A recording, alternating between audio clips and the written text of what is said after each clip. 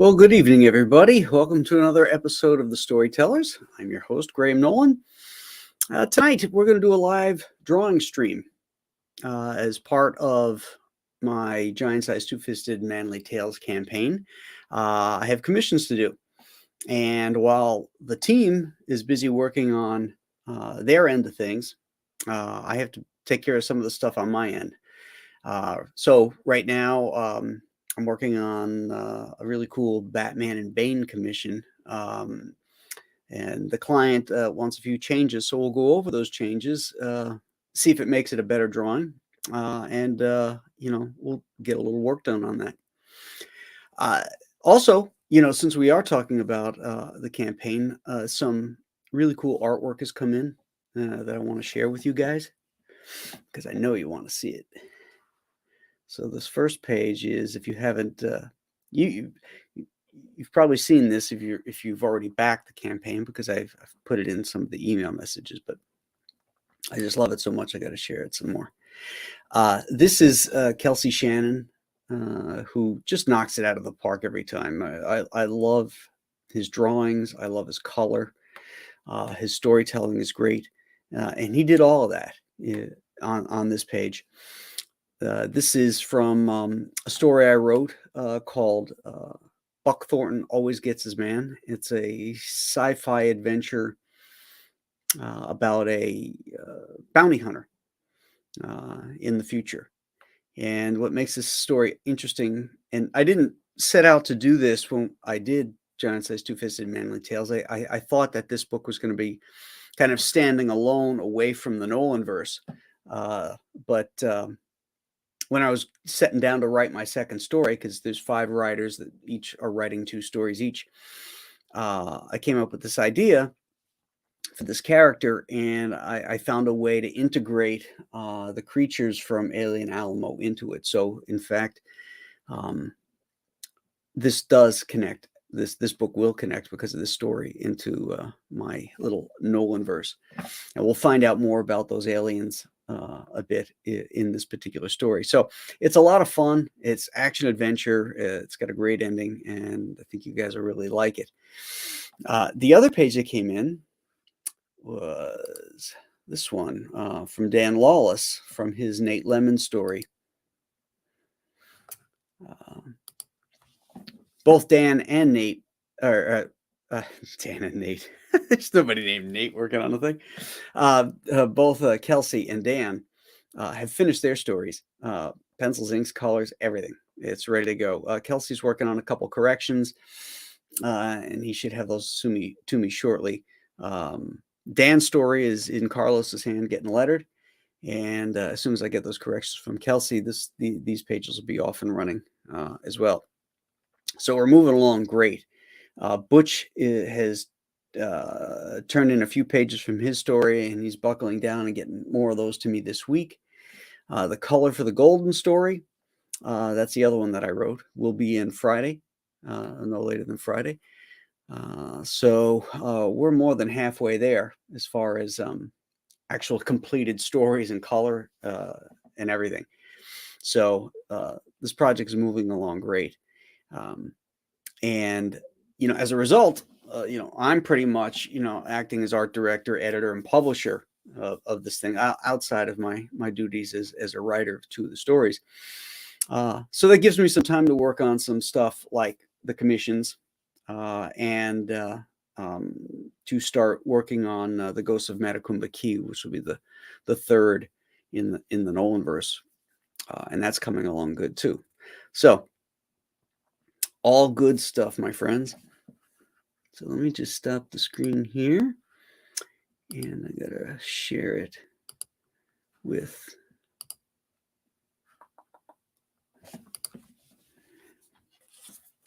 this one.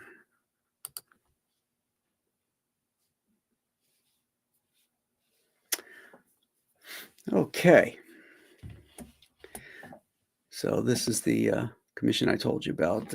It's done in blue line. And what we're going to do is we're going to knock back the opacity on that, throw another layer on, and make the corrections. But before we do that, I have been remiss, and I should say hello to some folks here. that have been waiting and are sitting in the chat room. Our Enosh, I hope I said that right. Hi, I know Mr. Nolan always makes for great programs, and we're in for a treat. Thank you. Leroy says first. He was the first one in the room. So, and the Canuck was number 2. Don Perkins was number 3. And Dr. Mask's Retro Elixirs here. Hail Graham in chat. Time for the best show on the internets. Thank you, my friend. Richard Huppertz is number 5, I guess. Well, actually, he wouldn't be because Dr. Mask was in here before him. So,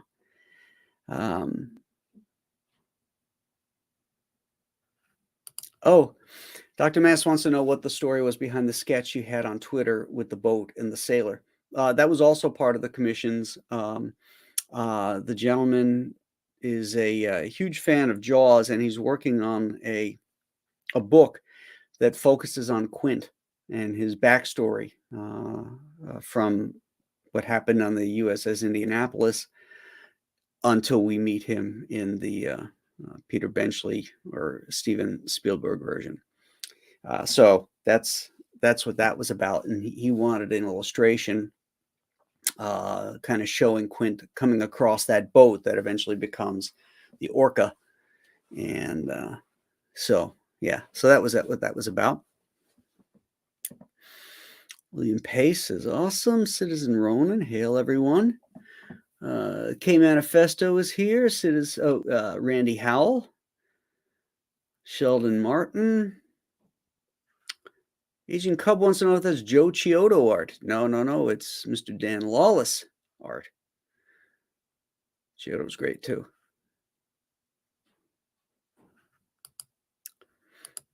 What else has Dan Lawless done? Well, he was in comics in the 90s, and he did some work at Marvel, and then he got out because the pay was crappy. There's no royalties.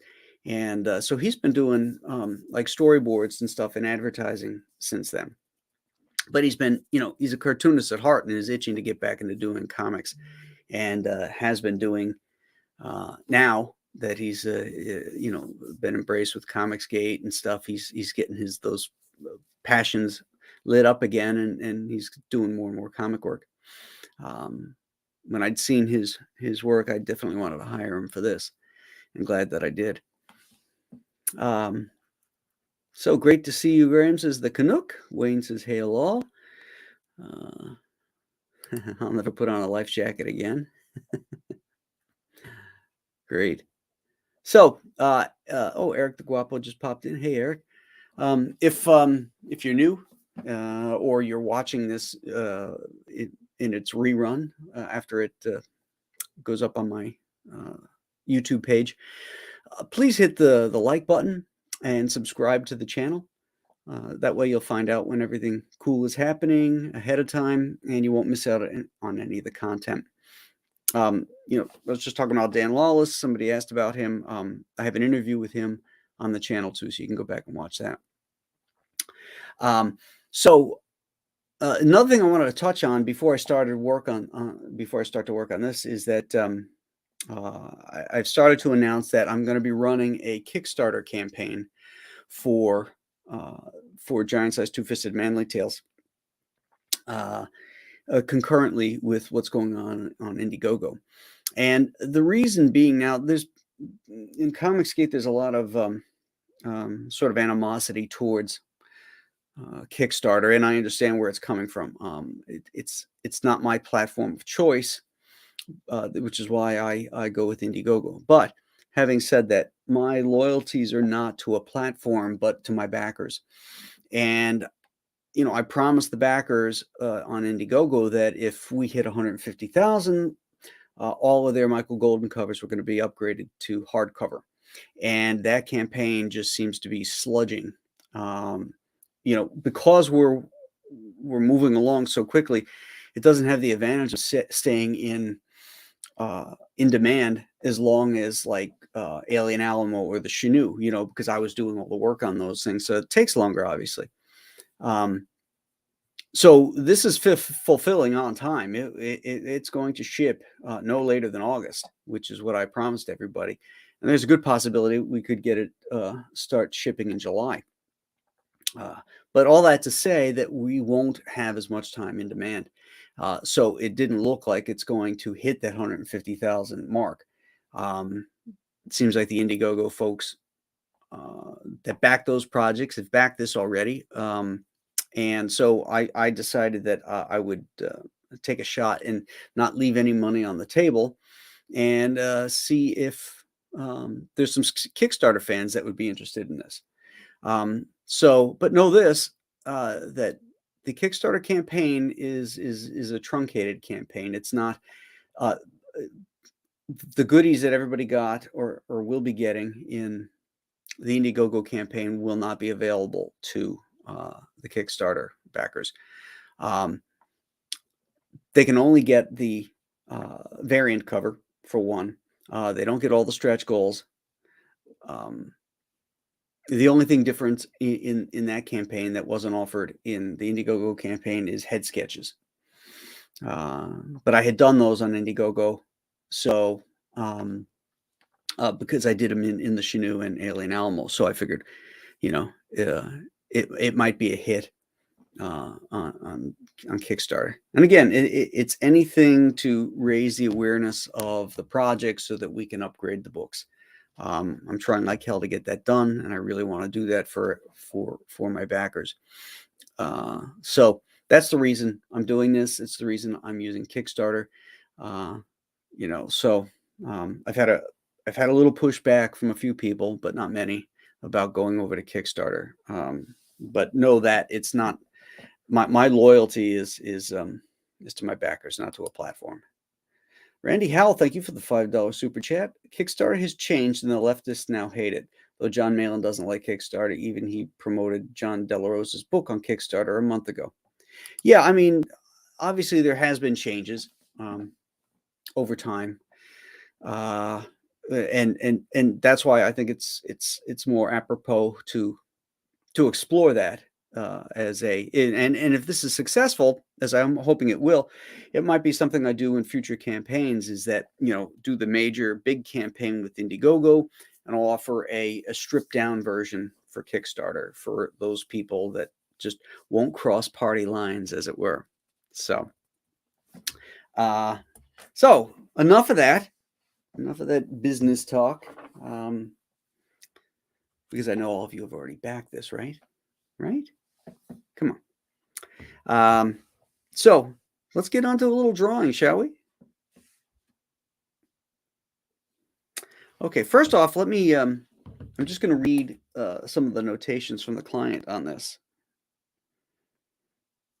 Okay, so one thing that he wanted was, wanted to add the GCPD logo to the side of the building so we would know this is the GCPD rooftop. Could Batman's body or torso be a bit more angled to the viewer so we can see the bat symbol on his chest? Okay. Could you pose Batman in even more of an action pose? Maybe his right arm is extended because he just threw the batarangs at Bane. Okay. So I think that the second two requests are valid. I mean, I like this angle. I like this this kind of coiled spring look, which I just think there's a cool dynamics to it. But you know what? It's not mine. I don't have to hang it on the wall. My client does. So yeah, I think we can improve it. We can make it a little bit more dynamic, and we'll go about doing that. The GCPD logo on the side of the building, I'm probably going to nix that idea because it doesn't seem organic. And let's face it, there's only one place the bat signal is, and that's on the Gotham City Police Department roof.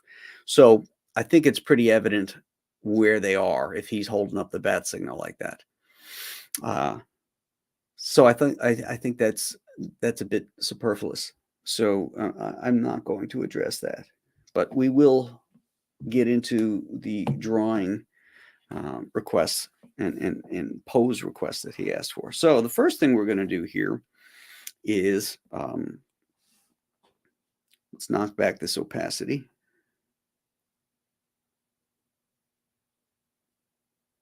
Okay, choose a different color.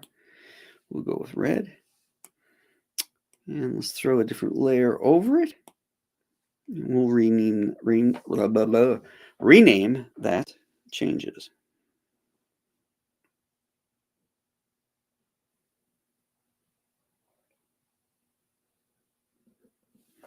All right, so let's get us I'm not going to use a pencil on this. I think I'll use a technical pen. All right, so let's play around with this a little bit, shall we? So I kind of like the head turned like this.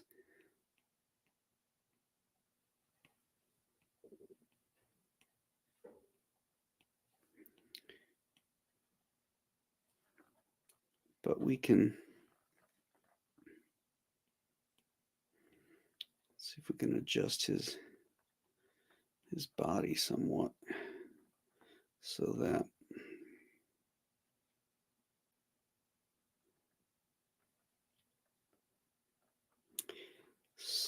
his torso is turned so we can see his bat symbol.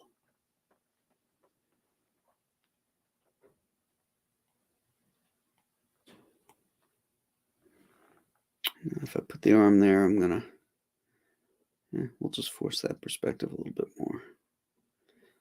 That, and then we'll throw this arm out. This a little bit more. I'm gonna have to play with his proportions here, so that's the beauty here. I'll just select this, move that up a little bit, maybe shrink it down a skosh. Okay, so what we have now is we have a little overlap too over here by where Batman's arm is now going to be overlapping Bane, which adds a little bit more depth to the drawing, so that's cool. All right, so if we can, so we'll put that twist in his body.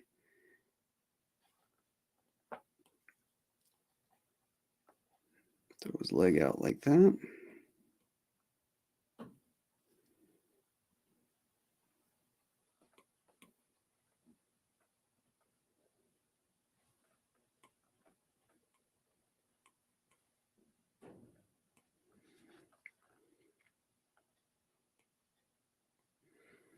And what we could do is also bring around, have the cape billowing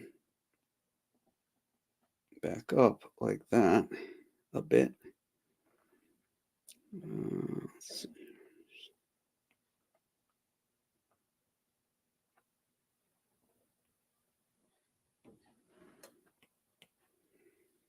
Possibly.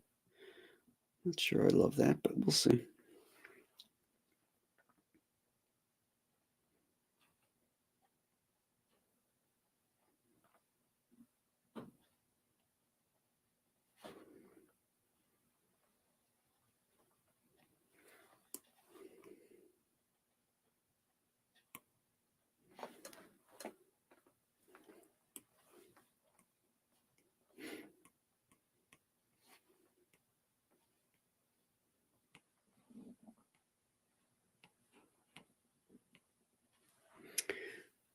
Okay, so yeah, I think I like this.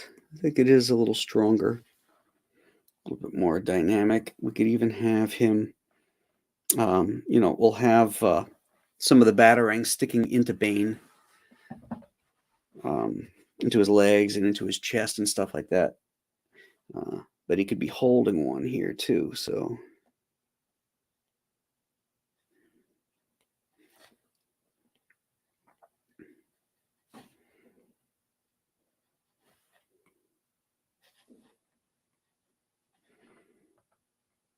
So let's see, how would he hold that?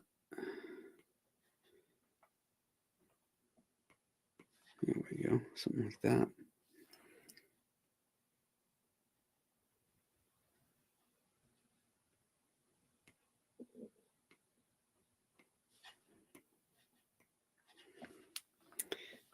right, so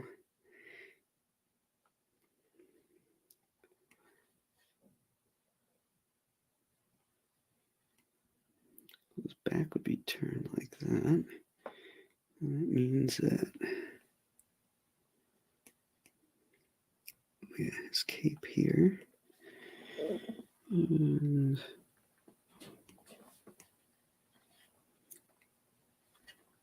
his pectoralis muscles.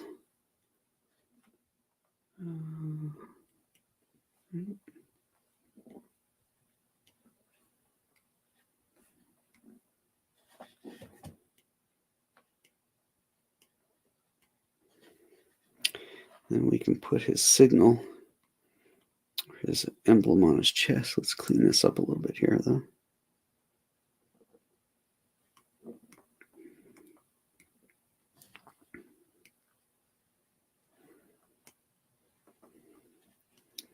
Sometimes it gets a little messy and you can't see the forest for the trees. So you got to do a little cleanup.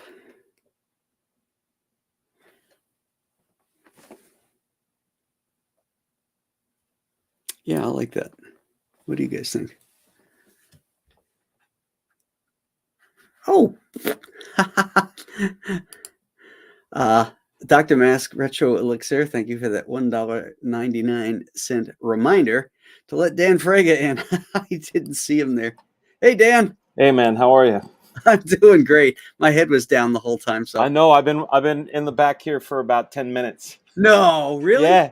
Yeah. I'm here, dude. I hit you up on Messenger and everything, but oh shit, it's all good. No, I know when you get focused, you get focused. I knew exactly where your headspace was, and I'm like, okay, somebody's gonna say something. Yeah. I'm glad I looked up. So yeah, man. Well, I'm glad you're here.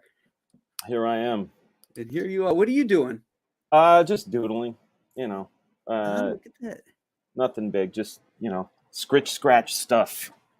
Yeah. Nice action lines there. Thanks, man. Yeah, I thought I'd grab some blank paper. I tried to figure out how to get this camera. I lost my Brios in the move, and also when Logitech updated their software, it made it obsolete on mine. So I had to find a different solution because the camera is upside down, and I needed something to flip the orientation so you can see it right side up. So now I can draw with you. Very cool. Yeah. Let's see if we can.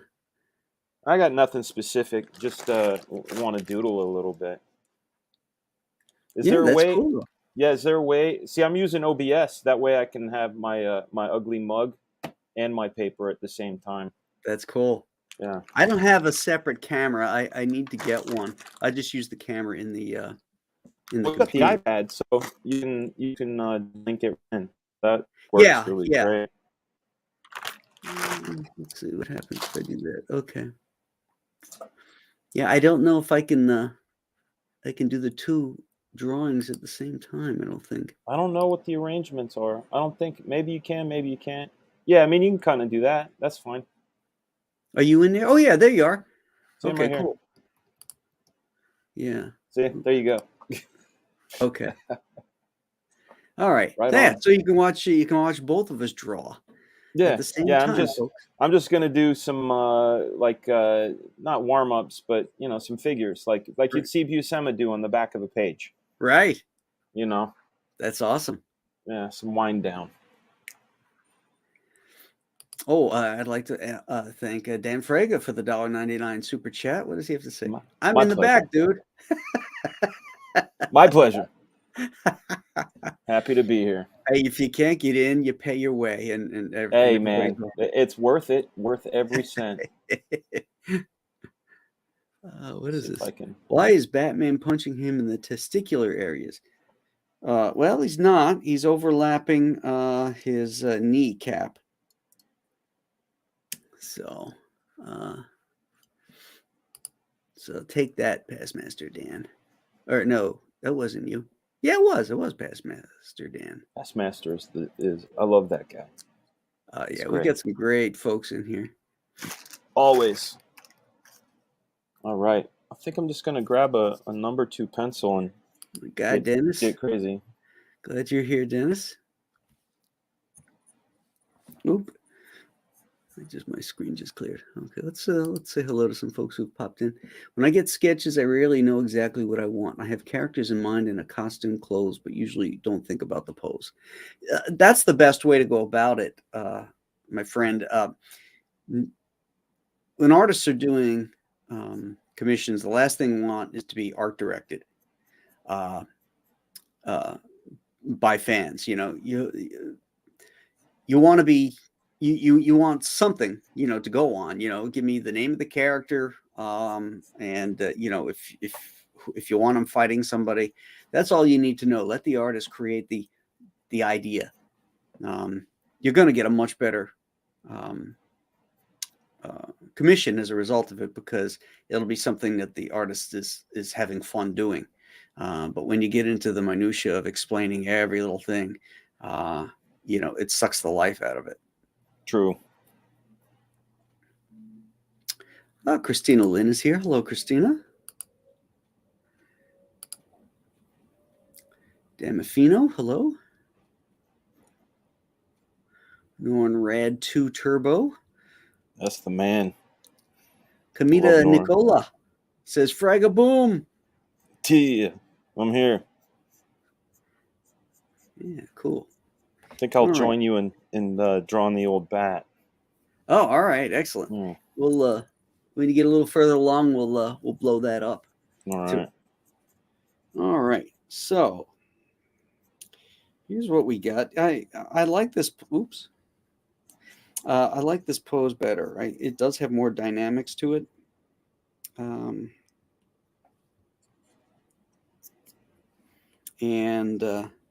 gives it a lot more depth too. Yeah. Now it's overlapping.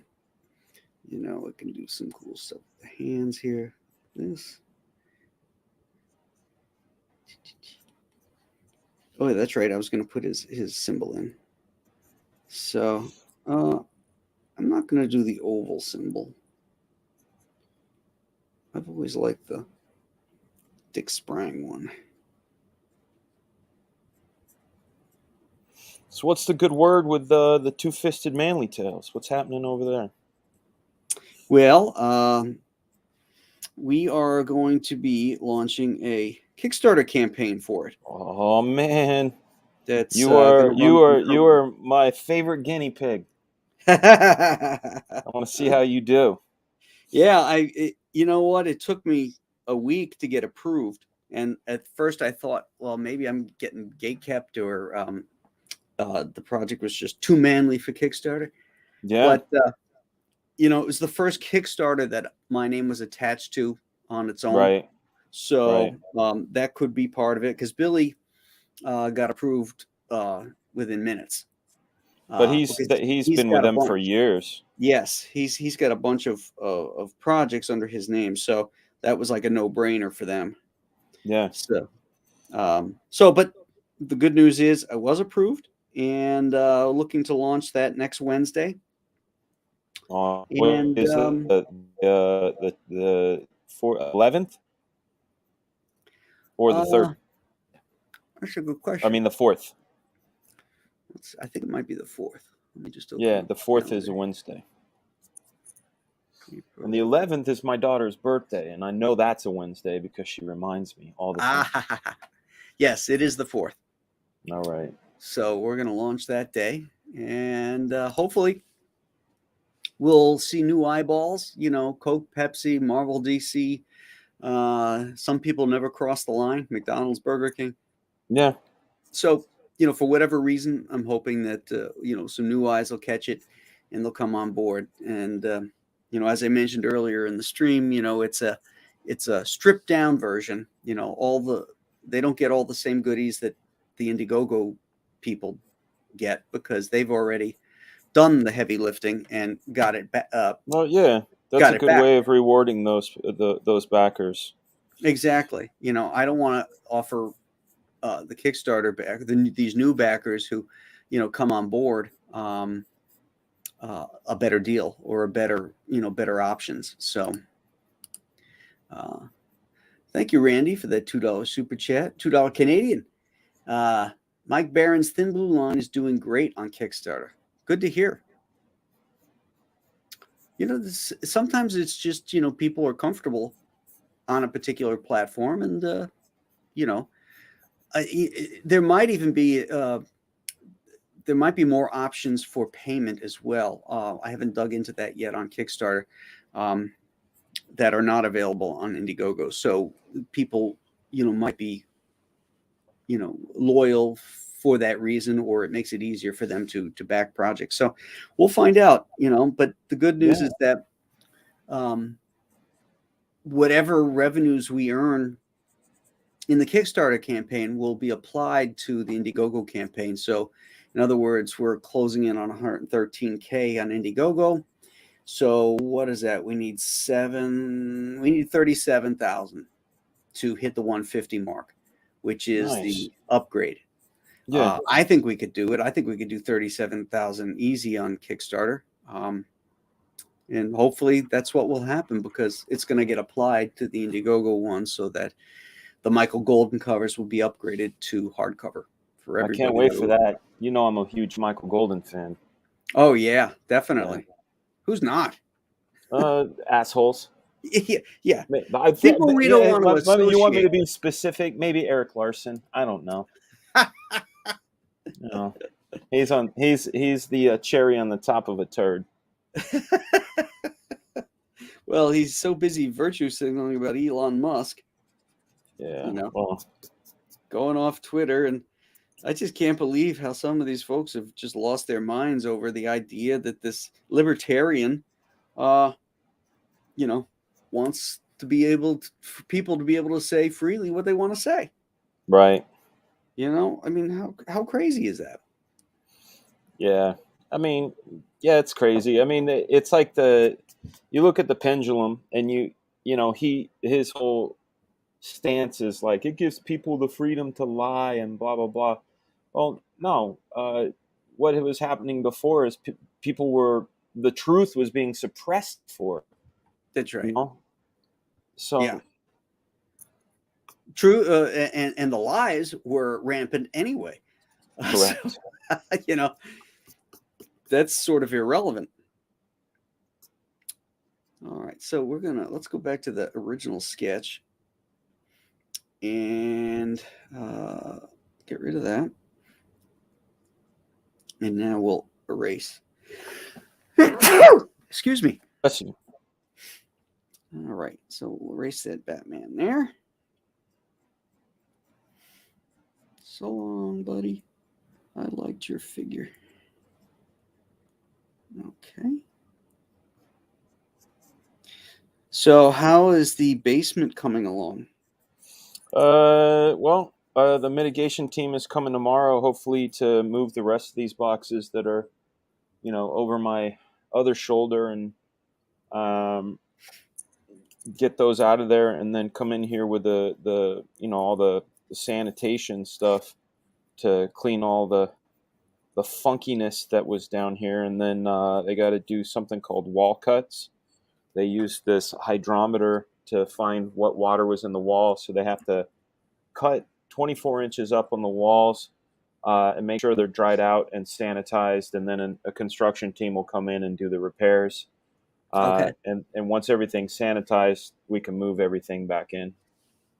Oh, okay. So that's what that pod is for?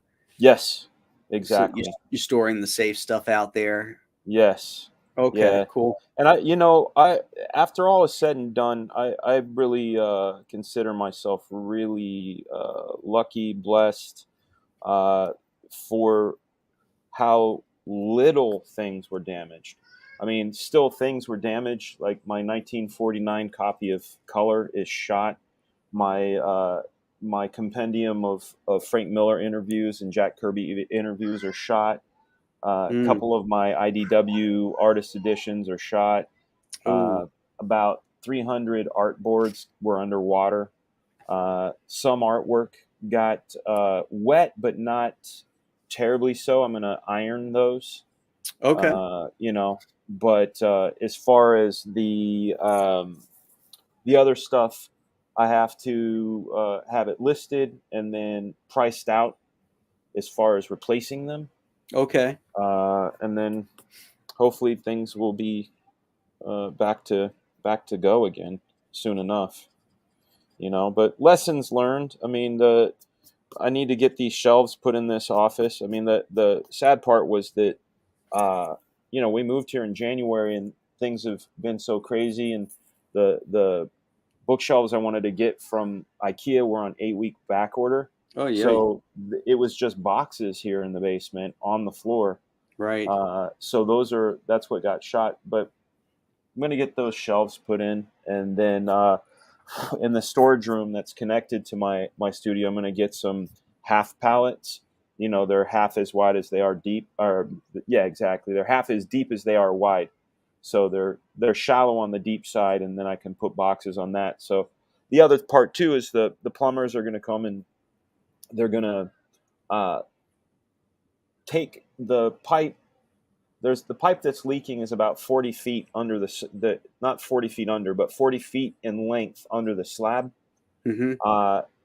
The two options are to jackhammer the whole 40 feet and replace the entire pipe, and then take the other 5 lines that go into it and reroute them into that new pipe, and then send that out to the drain that goes to the street.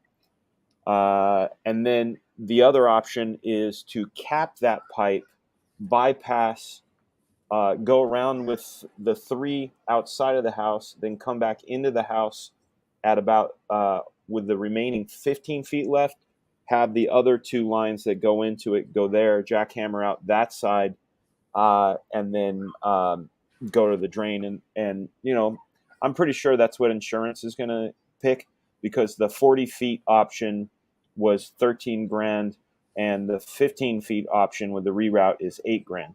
So I'm pretty sure they're going to do that. And I'll tell you, I'd rather them do the shorter one too, because otherwise they're going to jackhammer through my entire studio. Versus, yeah, I got this crappy hand right here. I'm going to do the fun part is going to happen in the ink. That's how I draw now. It's like I haven't like penciled in so long that now I just kind of take care of things in ink. Mm-hmm. This is all bare bones stuff, but sometimes I'll just draw in ink too. Just draw straight in. That's fun. That's a very liberating thing to do. I enjoy that too, getting a brush pen and just kind of going, Yeah, any pen's good. I mean, I've got look at this. I got bags of various types of pens, and then I've got a handful of my favorites here that'll work into this thing. So yeah, and the other thing I discovered, probably you might have heard of it because it's kind of going around the comic thing, but there's this new application called Whatnot. Have you heard of it? Whatnot? Whatnot. Yeah, WHATNOT. It started off as sort of like it's almost like those auctions we do with Ethan, right? Where it's like it's an auction site that happens live, and they started off selling like back issues and Funko Pops and trading cards and things. Okay. And now it's moved into hold on, I'm going to answer Kevin Wolf. It's this one. It's a Tombow. Tombow Fedin Osuki. Don't ask me to pronounce Japanese. But it's a brush pen from Tombow. This one's pretty fast. It's soft marker. I really enjoy it. Hold on, let me just put you up there. You want to show that again? Yeah. Let's get some focus. There you go. Do you get those from like gel pens? Jet pens, you mean? Jet pens, yeah. Yeah, I order a lot of stuff from Jet pens. In fact, I ordered so much from Jet pens back in 2010 that they decided to interview me for their site. They're like, okay, this guy's buying all of our shit. Who the fuck is he? Wow. And yeah, they did an interview. And this is another one that I like. It's a Kuretake pen. Yeah, I've got those. Yeah, it's a lot of fun. And then the Pentel Touch is up there. Uh-huh. But my favorite fast pen of all times, it's never changed. It's the Pilot Fineliner, and I usually buy them by like the handful of the 20, and then like I'll label them if they're good or not. Like this one, you can see when it's a good one, I'll go, this one's good, and I'll write good on it because this Can you one, show the nib on those? yeah, yeah, it's just a little marker point. Okay. So it's like the Kuretake, sort of a hard nib.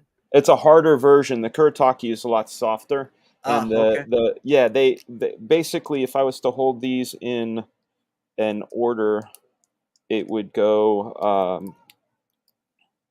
softest to firmest in this Hmm. order. So the Pentel Touch, the Kuretake, the Tombow, and then the fine liner. You know what I like when the Kuretake start to crap the bed. Oh yeah, Then they're really great for textures. You yeah. can you can really lay into them because you're just gonna bust up that thread Oh and yeah, get some really fun textures on it. yeah. So Whatnot has basically decided they're gonna do some accommodation for artists. So my friend Ryan Stegman, he's been doing these live sketches, and he takes about 5 to 15 minutes, and people bid on them while he's drawing them, Okay. and they make a show out of it. Or you can do like sketch covers. I have a whole back catalog of sketch covers. You can go and just go on for like a half hour, and it's like a live auction.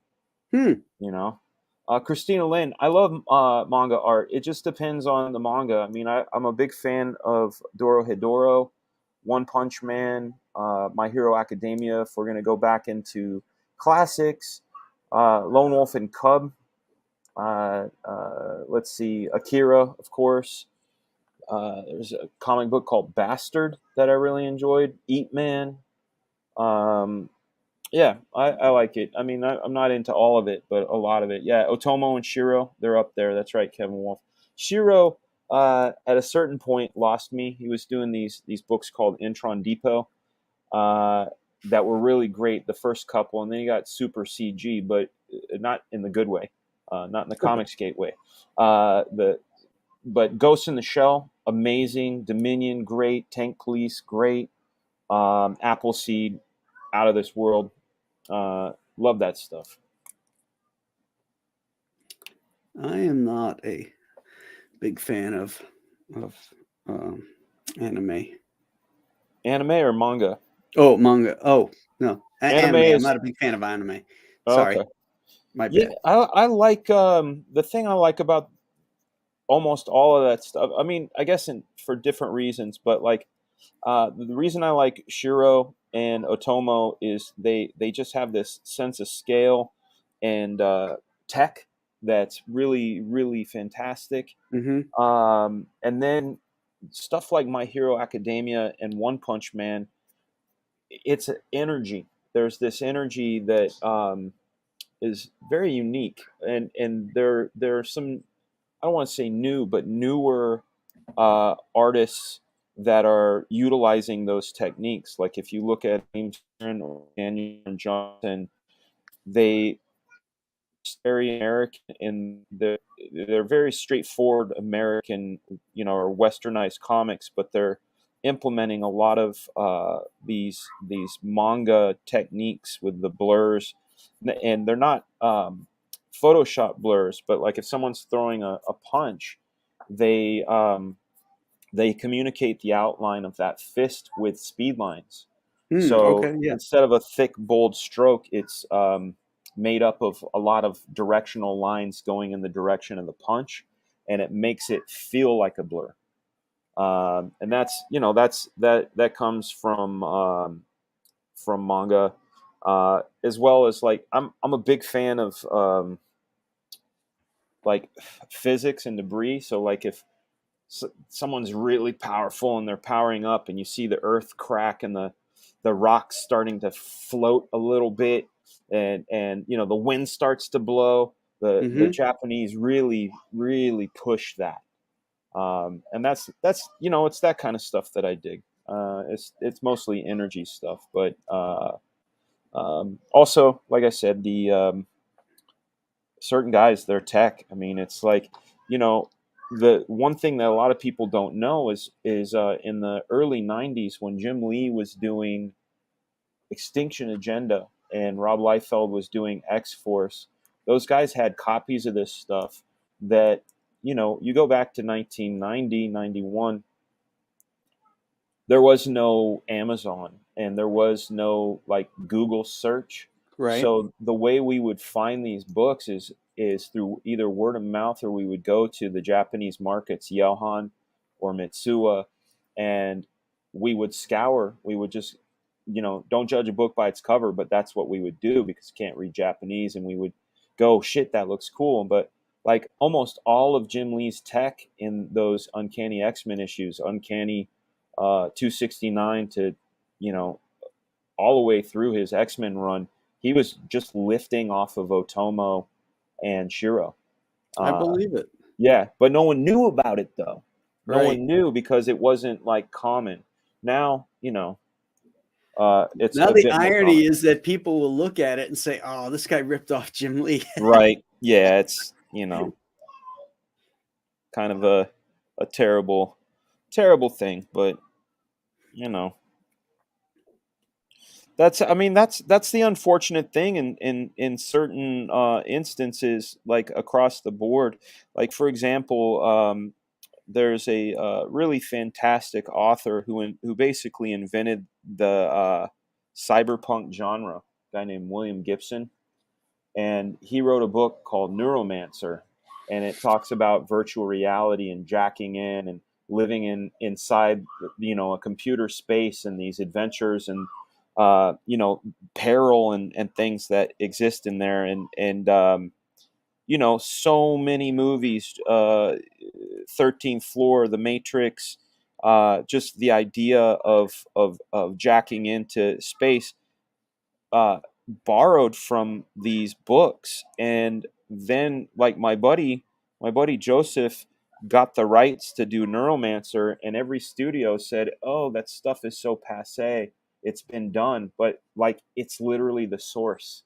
Right. It's just people lifted it, and what can you do?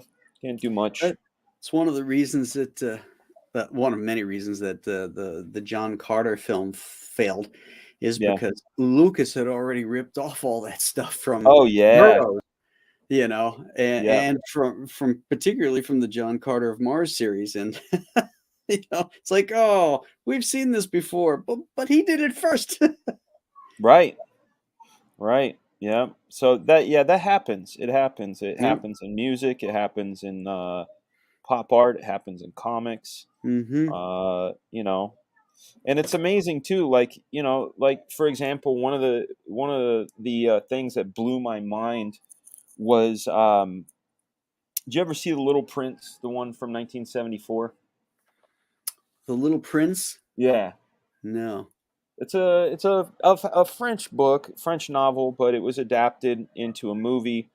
Um, but in it, there's this really amazing choreographer dancer named Bob Fosse. You know who that is? Oh, I know Bob Fosse. Yeah. Okay. Well, so Bob Fosse plays the snake, and he's doing these dances, and he's got like this great black fedora and this sort of flooded pants with white socks and black shoes, and Mm-hmm. he's doing all these moves, and if you squint your eyes, you would swear it's Michael Jackson, right? Uh, But Michael Jackson was like 14 years old when the movie came out, right. right? So he basically jacked a whole bunch of Fosse, but as a kid, you don't know Fosse, you know Michael Jackson. Mm-hmm. So it happens. And there's other things in this world. Did you know that there are two very successful things that are ripoffs that people consider the best of the best? One of those being Oreo cookies. Oreo Okay. cookies ripped off Hydrox. They were the original sandwich cookie, chocolate with frosting. But Hydrox, nobody talks about those. Oh, Or I remember how, Hydrox. yeah, how about this one? There was a company in Germany called Kid Brick, and this wood toy company decided to rip them off. This Oh, wood toy Legos. company is called Lego, Yeah. and the rest is history. So Wow. first doesn't mean best. Right. It's the shenanigans. That's right. Hey, the Russians put the first man on space, but we put him on the moon. That's true. It's true And nobody's done it since. that we know of. Well, no humans. Right. Could be a chimpanzee up there. We don't know. There's one in Pennsylvania Avenue. Why are you being so nice to that guy?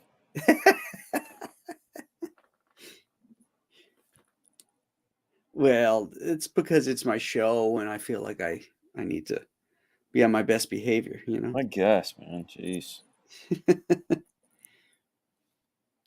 All right. So we've tightened up Bane a little bit here. I moved his head forward.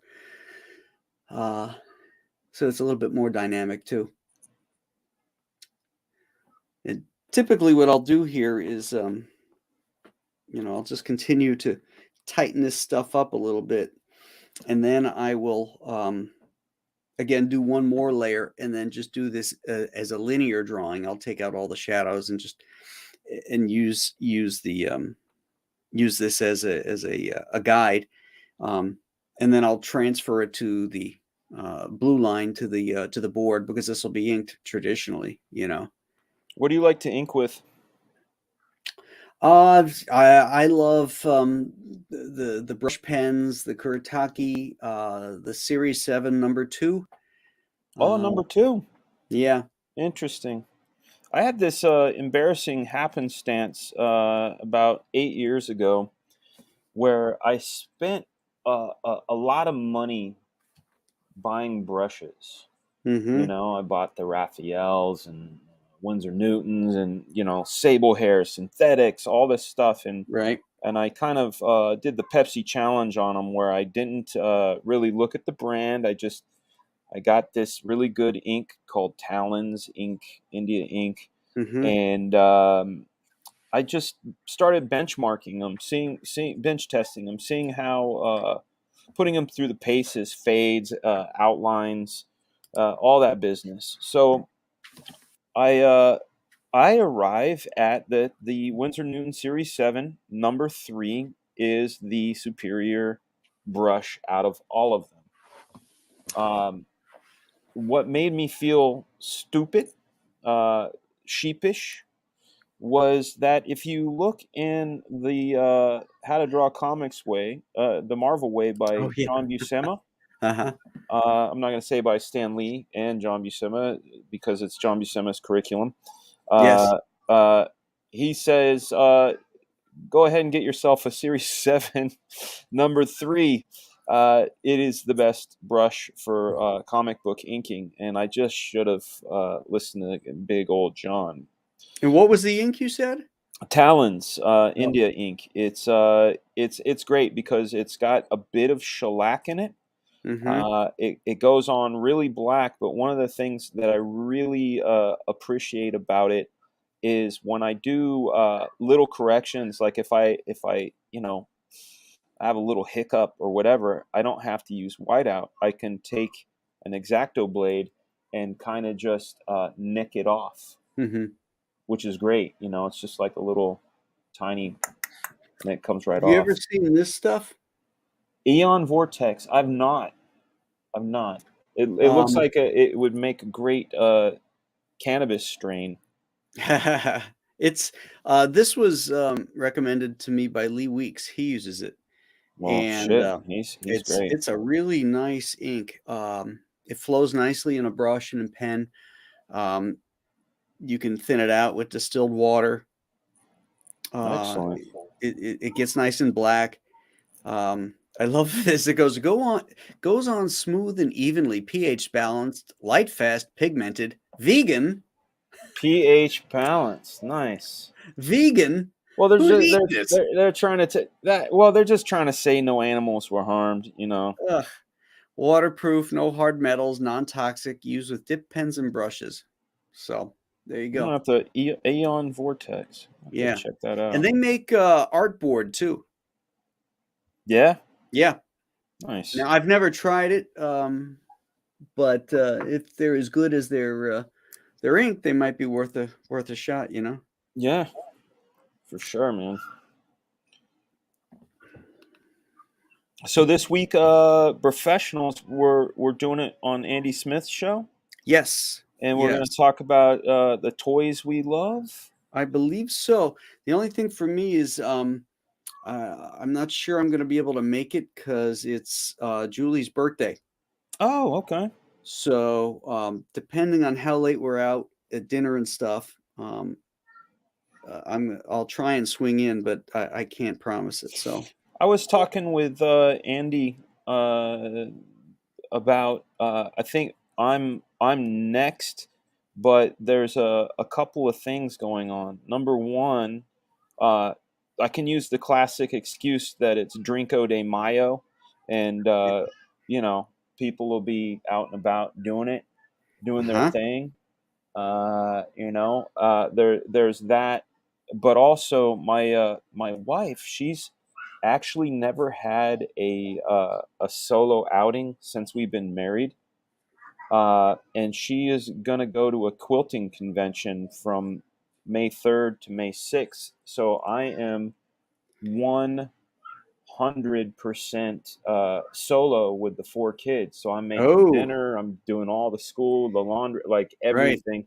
So unless, and I told Andy, unless we start late, because those kids go down around 8:30, Mm-hmm. I won't be able to host Okay. or even attend because I'm gonna be Michael Keaton, Mr. Mom mode. Right. You know, growing a Yeah. beard. Watching soap 220, operas. 221, whatever it takes. Yeah, yeah. But yeah, I'm gonna be doing that, and gonna All be right. entertaining We'll for figure it sure. out. We'll Yeah, work around it or reschedule you for another day that works better for you. yeah. And I got to come up with a good topic. You know, that's one of my favorite things is when you and the other bros come up with just stuff that is interesting. It's fun to talk about, and um, it makes even like for me, I'm just as entertained by your guys stories and answers. It's like it's fun because I get to be both a participant and an audience member. Right. Now, somebody had a really great idea. Let me scroll back here because I want to give credit to who it was. Might have been Dr. Mask because we were talking about it was earlier on when I was talking about being micromanaged with the um, Commissions. commissions, and he had said, there'd be a good topic, worst commissions uh, that you've ever had to do, worst commissions, commissions you turned down, How about because worst commission experience here for? it is. It was Okay, Dr. Mask. Uh, okay. hardest commissions or customers you have dealt with and commissions you refuse to do. Shit, I know what I refuse to do. I don't do any sex stuff. Mhm. Um, I don't and either. and I and I'll tell you why. It's not because I don't like raunchy stuff. I'm a big fan of like the a lot of the Playboy cartoons and things like that. Mhm. But uh, when for example, when I see a John Byrne drawing from the classic era of Storm with her boobs out and Scott pulling up his pants, I go, oh, I don't want to see that. It's like seeing your parents have sex, like like I just don't want to see it. Uh, Right. and I don't want to be the guy that makes that stuff either. So I'm not a fan of that. But like usually the nightmare commissions that I've had have involved likenesses, like when people want like a, a, a family member or themselves, Right. because it's always that doesn't look like me. Can you make the nose smaller, or can you make the chin bigger, or you know, and you're doing rounds and rounds of vision do-overs, and like, you know what? I think I'm done here. And then I think the worst one that I just had this conversation at the convention I was at. Um, I don't I don't do home commissions anymore.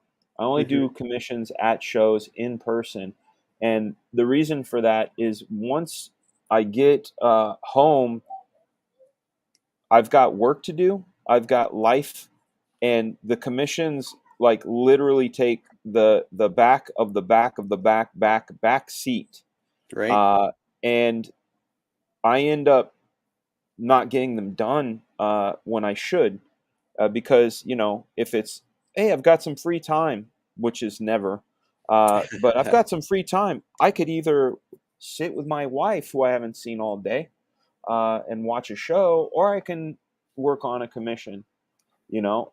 And the worst case, though it is one of the best commissions I ever did, my friend Bill Bosworth, and he's my friend now. He was just a fan back when he commissioned me. He commissioned a Fighting American in 2002. I started it in 2003, 2004, 2005, 2006, 2007, 2008, 2009. All went by where I put little diddles and daddles on this thing. And he finally said, "Listen, man, if you're not going to do it, don't do it." Because I always get paid after I'm done. I'm one of those guys. I Right. like to Me get paid too. after I'm done. Uh, I said, "Listen, man, you live in the Pittsburgh area. I'm doing the Pittsburgh Comic Con. I've got probably another 5 hours to go on this piece. Why don't you come to the show and sit with me and watch me draw it?" And he's like, "Okay, cool." And we sat. He sat with me for 5 hours while I drew. And like I said, one of the best things I've ever drawn, like one of my favorite things I ever did.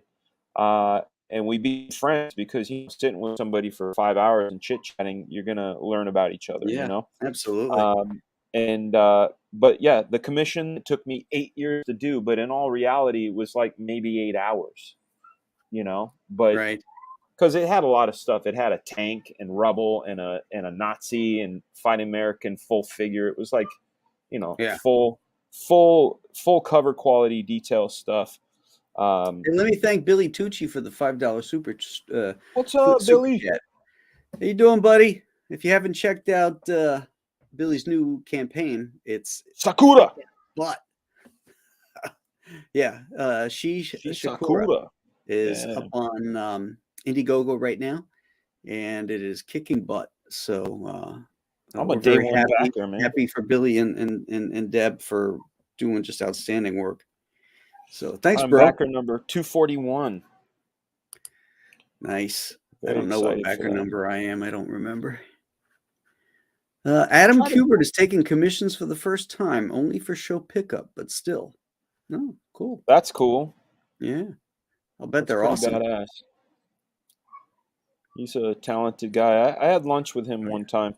Not him by himself. It was back in 2001 or two when I was working for Marvel, and my editor Mike Martz took the Kubert brothers and me out to a Marvel expense paid lunch, and Okay. it was cool. Nice Nice. guys. Really nice fellows. Yeah, I went to school with both of them. At their dad's school. Yep. Yep. That's rad. Yeah. Adam had finished. He had gone to I believe it was Syracuse.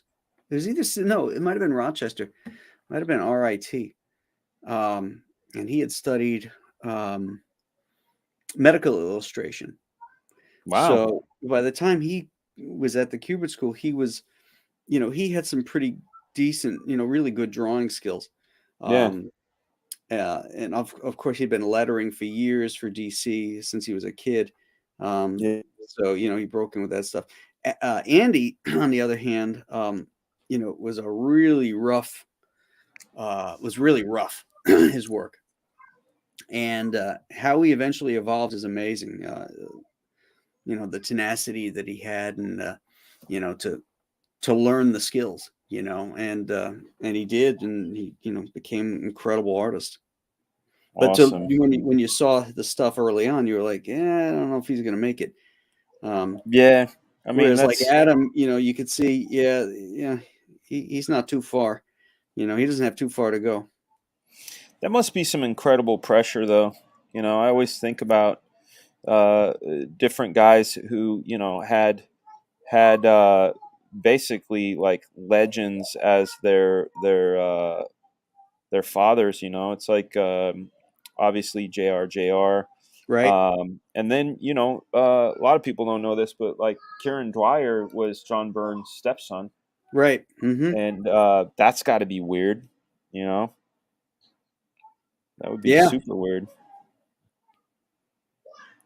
Yeah, that would be crazy. But like Art Taber, his kid, she's an incredible painter, from what I understand, and like my kids, they draw, but they don't want any advice from the old man, none. Right. Like I don't know shit. Like if you ask them, uh, but I guess that's par for the course. Yeah, and it ain't gonna change until they get older and they realize just how genius you are. Meh, I don't know about genius, but I would say um, it's the Lewis and Clark thing. The I can tell them where all the bears and Indians are, and or they can find out for themselves and go through pain and agony. And maybe that's the way they're going to need to learn, Right. is through the pain and agony. It's a little more resonant, and you retain more information when there's some emotion involved. Mm-hmm. Uh, so And when you make mistakes, yeah. mistakes are how you learn. You can be told, but it doesn't sit as deeply as when you made the mistake yourself. Yeah, I mean, it's also another way. I'm an analogy guy, but it's like the map versus the territory. You know, you can look at a map of Paris, France, but it doesn't mean you know what a croque madame tastes like. You know, Mm-hmm. I don't even know what that is. it's a wonderful sandwich with uh, egg and toast, cheese. Okay. Croque monsieur is the same thing, but with some ham.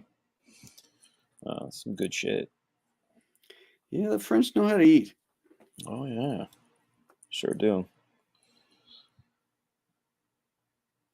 I had a good time. I lived there for about 4 months back in 2005. I was working on a movie for Luc Besson's company, and I lived 2 blocks from the Louvre. So I would spend my lunch breaks and my after work, I would be able to walk by the Louvre, and I got this basically like a annual pass. So you can just walk in instead of having to stand in the line and get a ticket. You just show the pass and walk in.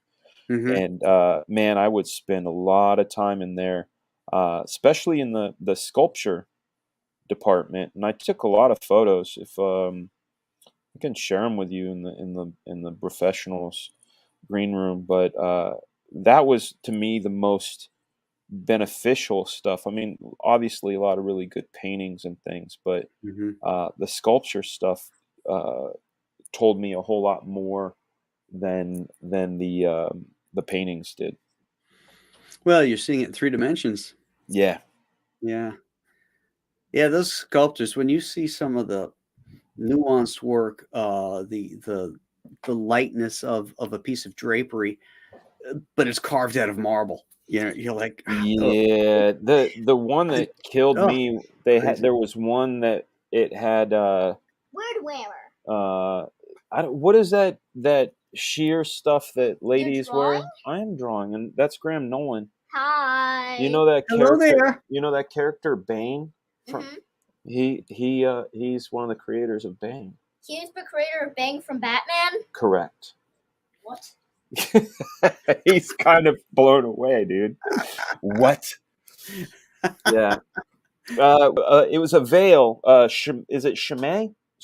What is Anyway, there was this veiled woman. It was over her face and draped over her breasts, and Oh, yeah. you would I know. swear that it was translucent, and Right. and you're like, these guys did this with a hammer and a chisel. Like that's crazy talk, Yeah, here it is. It's kind of a rough beat up guy. It's Not looking great. I'm cool. not really good at talking and drawing, Graham. I'm one of those people where if I put headphones on or put some jazz on or some James Right. Brown and just kind of lose myself, Right. I the drawing speaks to me more. It's a weird skill to be able to talk and draw. It's like, for example, I know that the Ryan Stegman, when he was doing his Whatnot streams, there's somebody else hosting and doing the talking, Right. which will allow him to get in there and do the business Right. of drawing. Yeah, I'm not really good at it either, right? Because I find it distracting Yeah, as I'm trying to focus. Because sometimes you got to think about it. It's like, how does that hand look? yeah, And you're so a lot of times I'll go quiet and just let the drawing work it out. On these yeah, live streams. yeah. The same for me. Like when I'm at my best and I'm when I'm drawing is when I'm actually in the geometry and the 3D space of the drawing, and I'm not thinking about lines. I'm thinking about sculpting this form and the way the light rolls off of it. But when I'm talking, it's I always liken it to a computer.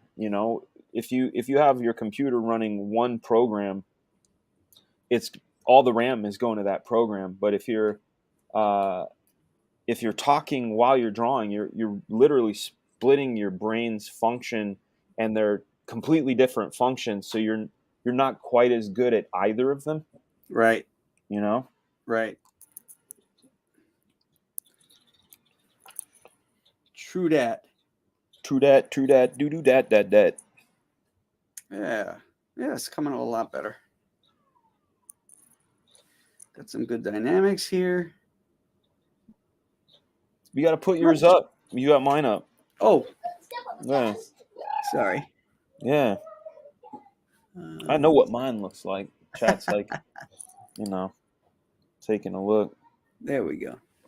Let's blow it up a little bit. I try to draw as I know you and I both are working digitally on our projects and but I'll tell you I give myself at least an hour of analog art every day, Mm-hmm.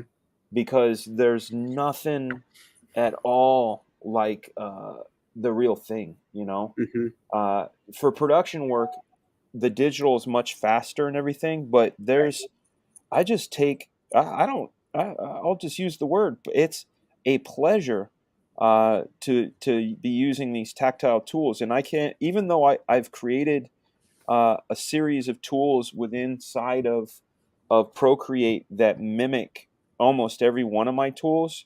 Right. You're not going to get the bounce. You're not going to get subtleties. Yes, it's got pressure sensitivity, but there's a feedback that comes from a brush. There's feedback that comes from a Right. felt marker.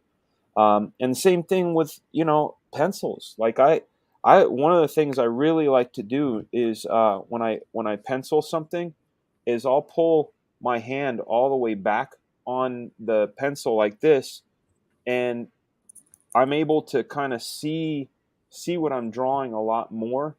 Uh, Mm-hmm.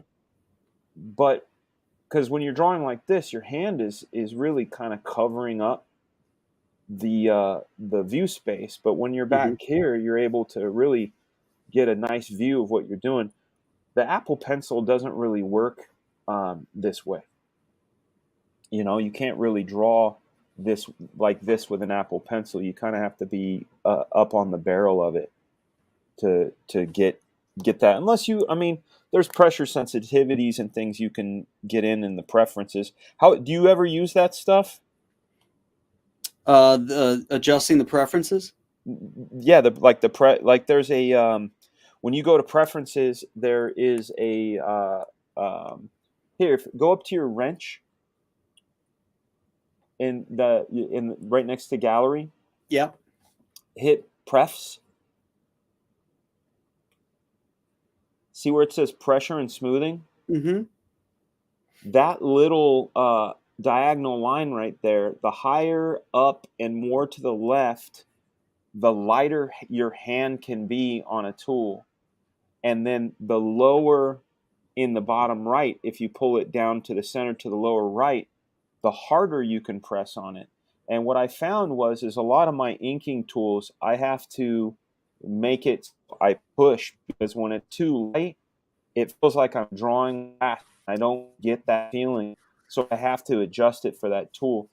I wish it would save it. I wish like you can make those parameters for each of the brushes. But I find like my pencil tool, I have it dead center. But all my inking tools, I actually dial it down so I could be a little heavier handed on it because it feels more like a nib when I push down. Because you got all this stuff in here, but notice that there's no real pressure sensitivity in your brush creation. Right. And if there is, I'd love to know because I'm sick and tired of switching tool, go to pressure, adjust, go back to the tool, switch tool, adjust pressure. You know. Hey, let me thank Michael Deach for the $4.99 super chat. Watching some massive talents at work here on my screen. Thanks, guys. Hey, thanks Very for watching. kind. Very really kind. Appreciate everybody in the chat, for coming in and spending time with us and asking questions. And heck yeah. Yeah, it's great. Angela Curry is here. Hello, Angela. Hi, Angela.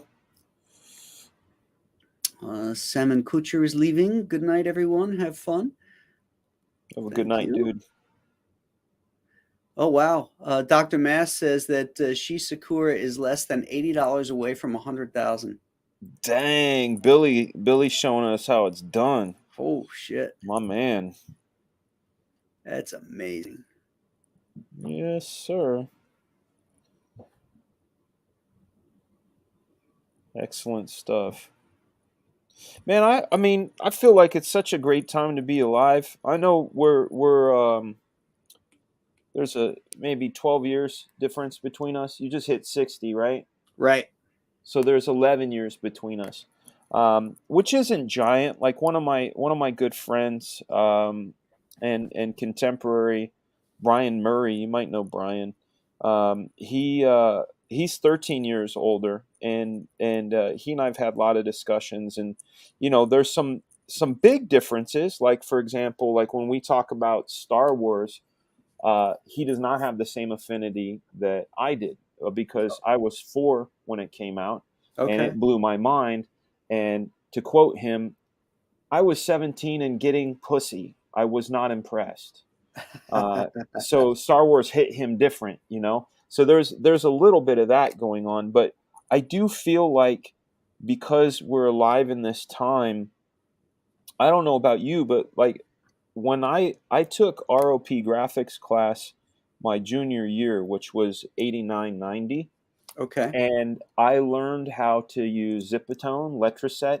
I learned how to cut Rubylith. I learned how to do literal copy and pasting with rubber cement. And, I you learned must have been how the to... last of that generation. That's exactly what I'm getting at, is that by the time I got a job to use it, I used those skills for about 3 months, and they started wheeling in Macintosh computers and saying, this is how we're doing it now.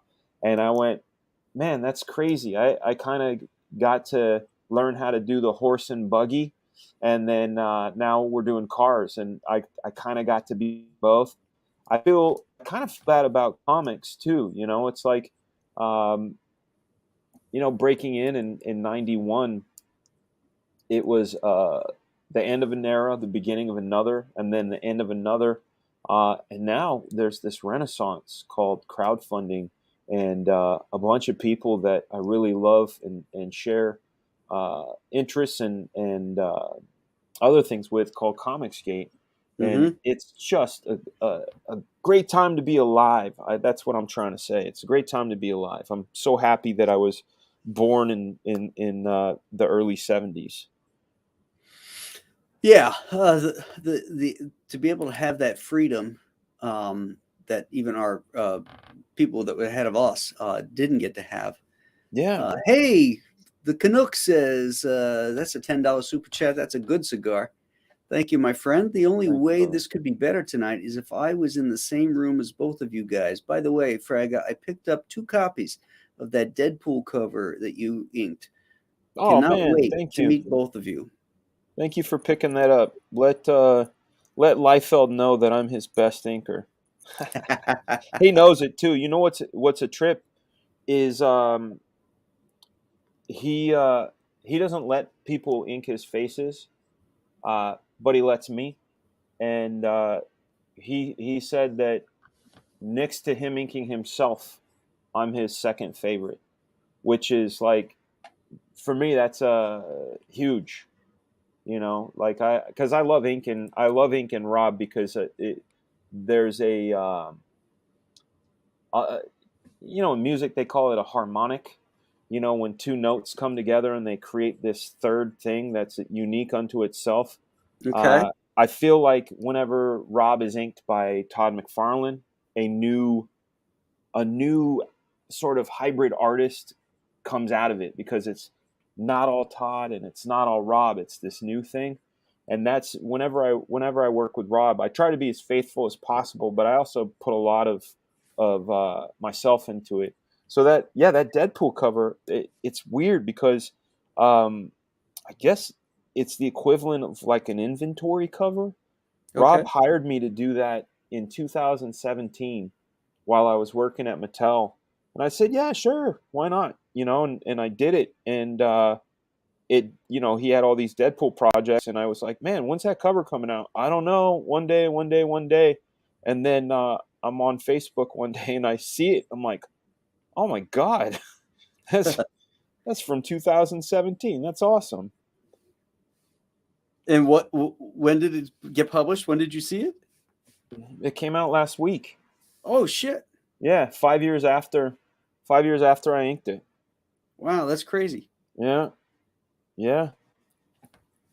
I mean, that happens. I mean, one of my favorite Michael Golden stories has a similar tale. You know, that Marvel Fanfare number 47 sat in a drawer for, you know, some 8 years or something. Wow. Uh, you know, I spent the weekend with a really cool guy. I don't know if you know. Do you know Howard Mackey? Yeah. Yeah. He was my editor Was on he? Sci-Force Nice. many, Cyforce. many That's years ago. Cyforce. That's New Universe, right? Yeah. 86. Yep. 1986. Man, those were the good times. New Universe. You had Cyforce, Strike Force. I don't. How did you say it? More Strike Force Moratori, Moratori, I think, or something like that. yeah, Starbrand by Jr. right. Cyforce, was it? Which one was Carl Potts involved with? I think he was Strike Force, wasn't he? Strike Force more. Yeah, you're right. You're right. And I think a young Will Spertasio worked on that stuff too. Yeah, the JR one. What was it? What'd you call that one? Starbrand. Starbrand. I think that was Shooter, wasn't it? Maybe writing it. Yeah. Yeah. Yeah, I'm I think it about was. to I think it do was Shooter. some techniques real quick. They're funny techniques. There we go. What was that? Oh, It's you I seen shoot a it? burst of air against the brush and it throws a little gray, like a Oh broken wait, airbrush. wait a sec. I got to put that up on full screen then. You're gonna see my big old ball head. Hold on here. That's not it. Here we go. So yeah. You take Okay. you take a big juicy wet brush and you do that, and it gives a almost spray paint effect. Ah, See some yeah, shadows, and that's then I'll cool. come in with some whiteout and do some sort of fog. You know, Yeah, you could do the same thing with some whiteout and a brush and blow that in there. I gotta thin it out though, like some what do you call that? Doc Martens white, Oh, Doc yeah. Martens pen white, but you gotta throw a little bit of water on it, and then if you you use the poor man's mask like this, Yeah. like that, and then come in with a bit of texture into it.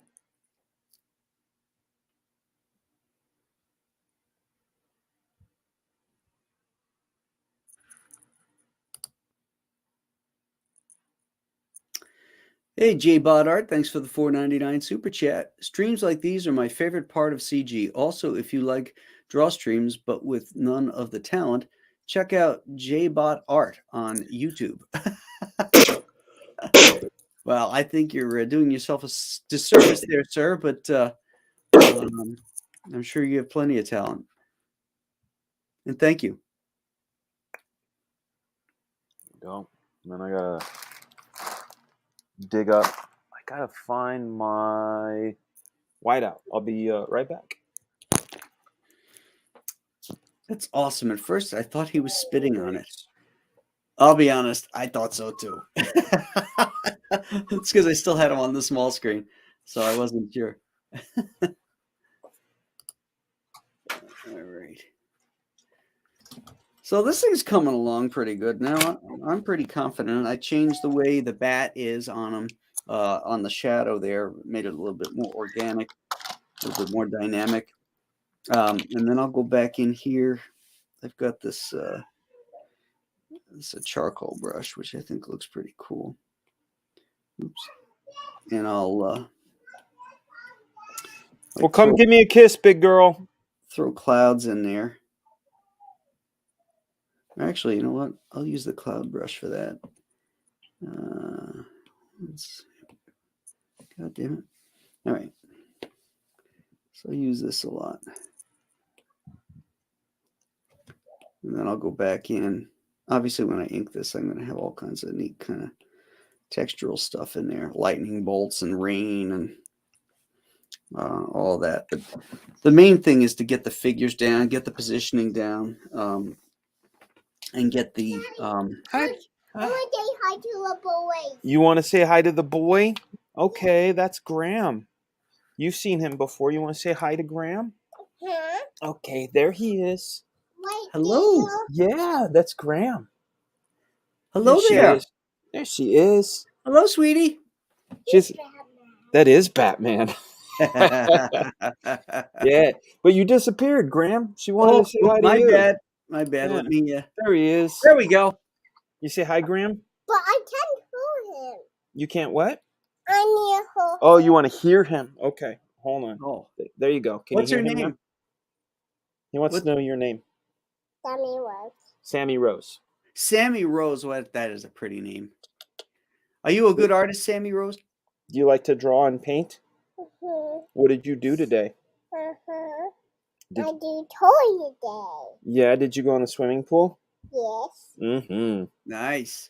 We're kicking with you. You were kicking with me. She was learning how to swim, so she's doing her Nice. kicks today. Good for Awesome. you. Can I have my kisses? All right. I want to do good night. Oh, she wants to tell you good night. Oh, good night, sweetie. Little boy. Yeah, his name is Graham. Yeah.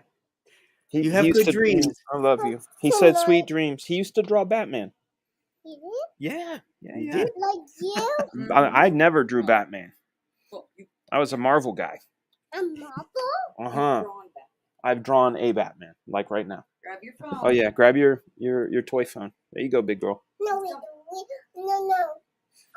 We don't want not with that. Right here. Upstairs. Oh, There she is. Cinderella. There you go. I love you. All right, baby. You miss these years, Graham? At times. Yeah, I'm At sure. times. But I'm in a really cool place now because my kids are adults, and when we hang out, like last night, I had my daughter and her husband over, and my some other family members, and we were playing games at the table, and it was just so much fun. When you can engage with your kids as adults and friends. Yeah. And yeah, so that was a lot of fun. I know my wife misses the baby years, and I don't miss them quite as much. But they're a lot of work, and you got to be young. I'm not young though. That's the problem. I was 45 when she was born. So, I'm like, what the fuck am I doing? What do they call those? Whoopsie babies. Whoops, babies. Yep. Yeah, but I'm, happy. I mean, I don't know what life would be like without her anymore, but at the Oh, same of time, course. definitely not planned. Speaking of the planned one, hi, Lily Bell. How are you? What's the matter? You want to say hi to Graham? Hello. Hello. Yeah, here. That's Graham right there. Hello. Hello. How are you tonight? Good. Good. What does it look like? Batman. It is a Batman. Oh, I love those whiteout pens. Oh, these are the best, man. Presto. Yeah, That is the those way are to go. so great. They're Yeah. great for convention sketches. Oh yeah. Yeah, they're coming in a pinch. The charger for that? Hey, Dan Lawless. On my He says that in my takes him room. back In my to the room. days with the kitties. Go to the. You know where my. You okay? Yeah. Okay. You know where the armoire is? There's a little charger at the bottom right. You'll see the black cable coming out of it. All right. Love you too. What's up, Harrison? Good night. Yeah. You say goodnight to Graham. Bye. So long, Harrison. All right. Have a good night, buddy. I'll come. Make sure you put the $20 in the thing. $20 for what? Remember? I know you asked for it, but tell me what it's for again. The computer keyboard. Oh, okay. Because you broke it. Mm-hmm. I don't know if I have $20 on me, but we'll figure something out. All right. You could use $4 or $5 bills, $21. I know how $20 breaks down, my son. And you know how fast children. it leaves your wallet too. I do.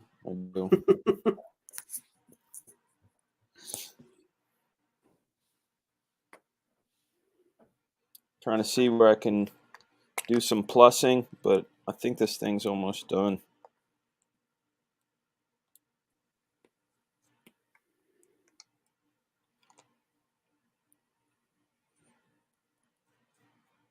One of the things I like about this program is you draw some half-assed oval and you hold it and it snaps it right into shape. Oh man, it's so great.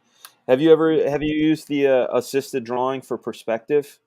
Yep, using it right on this drawing. Yeah, I love that shit. You can put those vanishing points way, way, way, way off the canvas. Yeah, because you just shrink down your. Yeah, I'll show you what that looks like.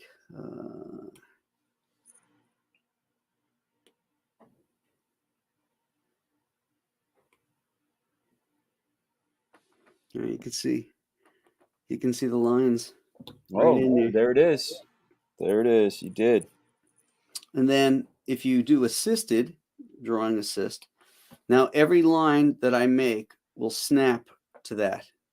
So I can get rid of those lines so we don't see them, but they're still there. So now watch what happens. Like I'm going to have the rain go back in that perspective. So I just, oop, wrong ones. There we go. Pull some more white into this cape though. There we go.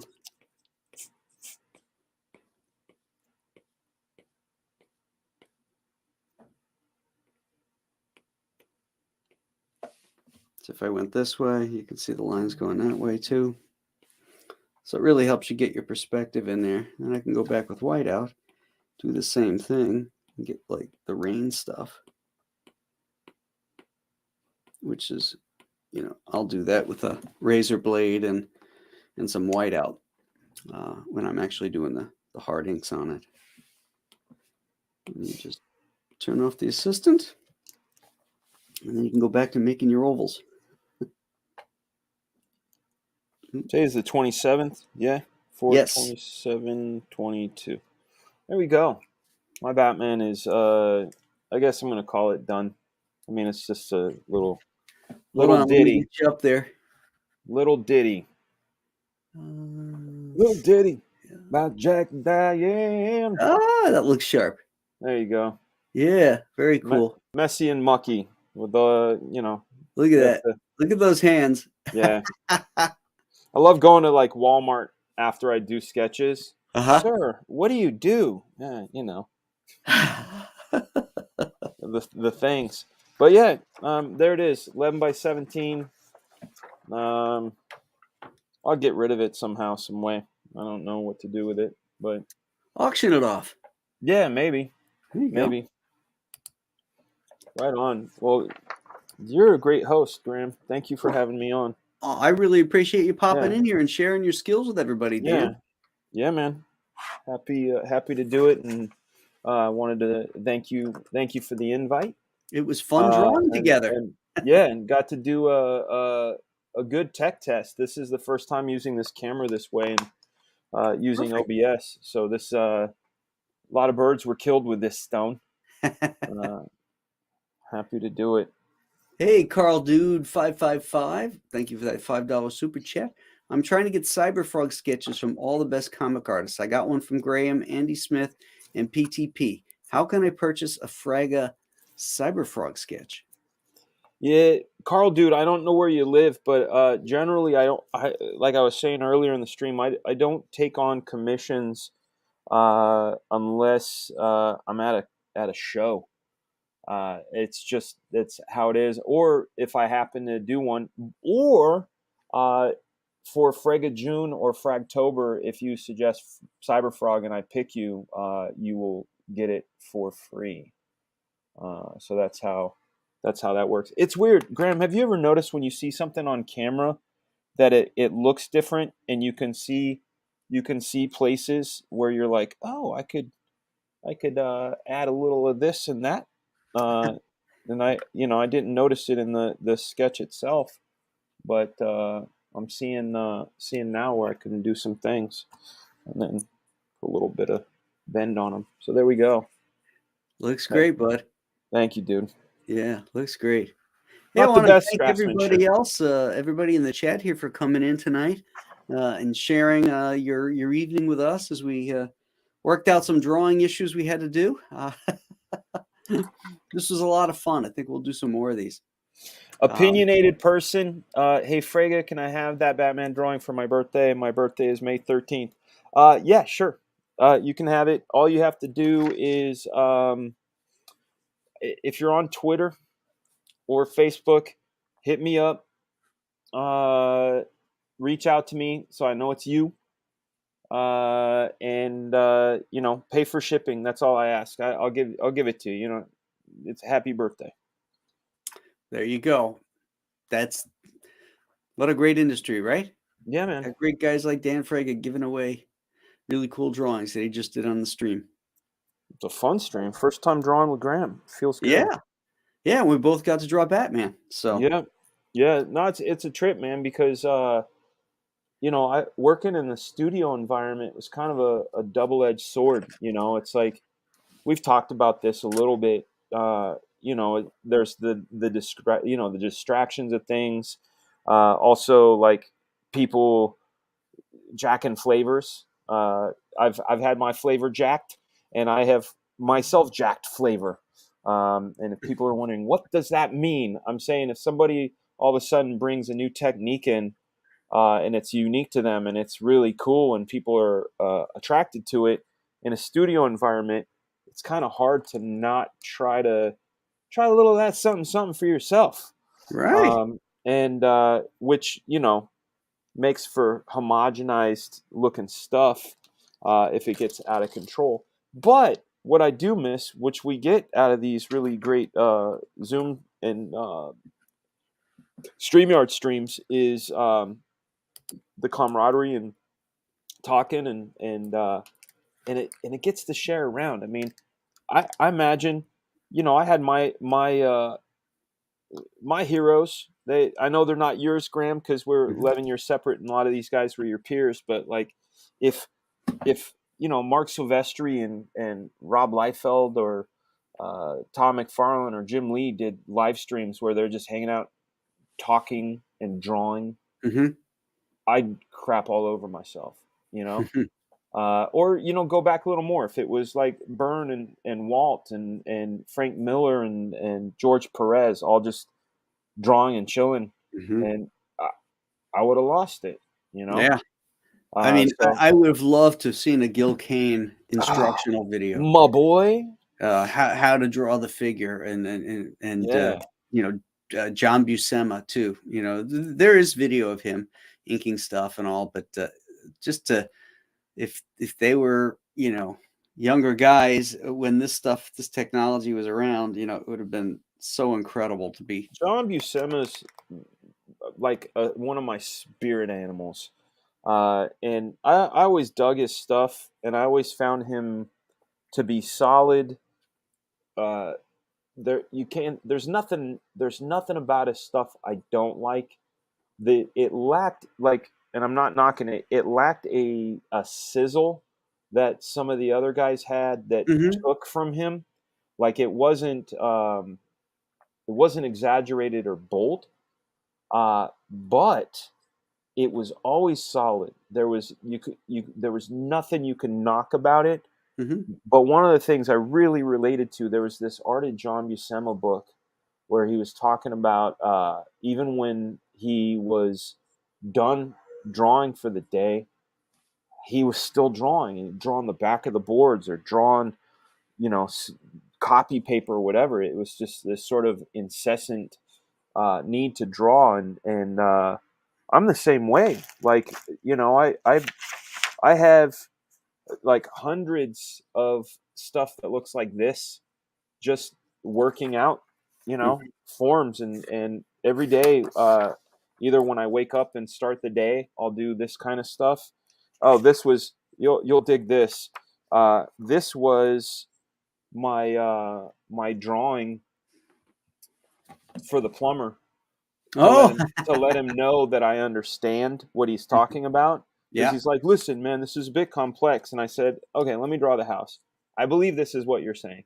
So this right here is where the washing machine comes from. The washing machine's over here. It comes over here, and this is the crawl space of the house. This bit. The dishwasher comes right in, and the sink comes right in. This area right here is my studio where I'm sitting and talking to you right now. Mhm. I'm right here. My laptop is here. There's a door here. Uh, this is like a heating vent area. There's a closet, a toilet, a sink. So there's a bathroom here, a hallway here, stairs to go up. Here's where the water heater is. This is my wife's office. This is a door that goes out to the backyard. Uh, the pipe in question that is busted goes all the way here out to the here. When it leaked, they did not know where it was, but we know it came this way, like this. Mhm. So we isolated it that it's somewhere in here underneath the bathroom. Mhm. So what they're gonna do, the expensive one, the $13,000 one, is to jackhammer this whole thing, and put a new one in and redirect all of, there's a toilet and a sink above this on the first floor, and a toilet and a sink and a shower above it on the second floor. What they have right now is they created a diversion line that comes from here and spills out into my house. So, but it's only gray water. Mhm. And then all of these still go out, but I think these are past wherever that leak was. At least we hope. the cheap version is to take this out, pipe this under, come back here, put those other pipes here, and then only jackhammer this area. Mm-hmm. That's the $8,000 fix. That right there is the $13,000 fix. Well, they tell you what would have caused that line to bust underneath the slab? Oh yeah, years and years of neglect, and it was all backed up. They snaked out all kinds of crap, and yeah, it needed to be taken care of, and basically the line broke. You got to take Okay. me off, man. People want to watch you draw. I'm all done. Christopher Mariana. Hopefully I'm saying it right. He says, "Can I have that drawing for my birthday?" Too late, brother. Too late. It was already taken. Angela Curry says, "At least it's not brown water." It certainly smelled like it. It was. I think what's his name? Vincent Price sang about it in Thriller. He said, "The foulest stench is in the air, the funk of 40,000 years." I think it was the funk of 40,000 flushes. It's awful, and that's why, like, my IDW books. Oh man, it was. Randy Howell says, "Was it a sewer line?" I don't. I guess you could call it a sewer line. I don't know, because most of the big water. I think what caused it to do what it did is my wife was running the washing machine and the dishwasher at the same time. So a whole lot of water was coming into this backed up thing, which pushed it back out. And the Boy. sewer, I mean, it goes to the sewer. So if it got all backed up and came the other way. Angela Curry says, "Hope no major loss on your collectibles." I'll show you. Let me see if I can. I can grab this camera here. Oh, but it's upside down. I think I can flip it. Let me see if I can flip it. Can I don't know. I don't know. Now I'm upside down. Let me try to do something in the OBS real quick. Grab that and make myself big. Boom. So now you can see, based on that camera, this stack of books right there, all damaged. And all those IDW books in there are all damaged. And then there was a portfolio that got a bit of water in it. Thank God there's plastic sleeves, so a bunch of stuff did not get damaged, but some of my He-Man pages got water on them, and those are the ones that I'm going to have to take an iron to and get them all smoothed out. And the one I was mortified, but praise the Lord, it was in a waterproof top loader. My Rob Willis Black Flag cover was in half-inch of water in one of the boxes. And I saw it and went, "Oh my God," and then pulled it out, and the water's dripping off the top loader, and it stayed dry. So thank the Lord. Thank You know the who Lord. used to iron his pages, his art boards? Who? Was John Romita Sr. Why? Because, back in the day, there wasn't a lot of air conditioners, and when you'd have a hot New York's humid summer, Curl that up. humidity would get into the paper. It wouldn't curl up, but what would happen is that you put a pen line on it and it would bleed. So they had to take the humidity, the moisture out of the paper, and you'd take a dry iron with no steam, just go over it, and it would take that moisture out, and then he could ink on it. Oh, crazy. Yeah. That's I mean, I have all kinds of techniques for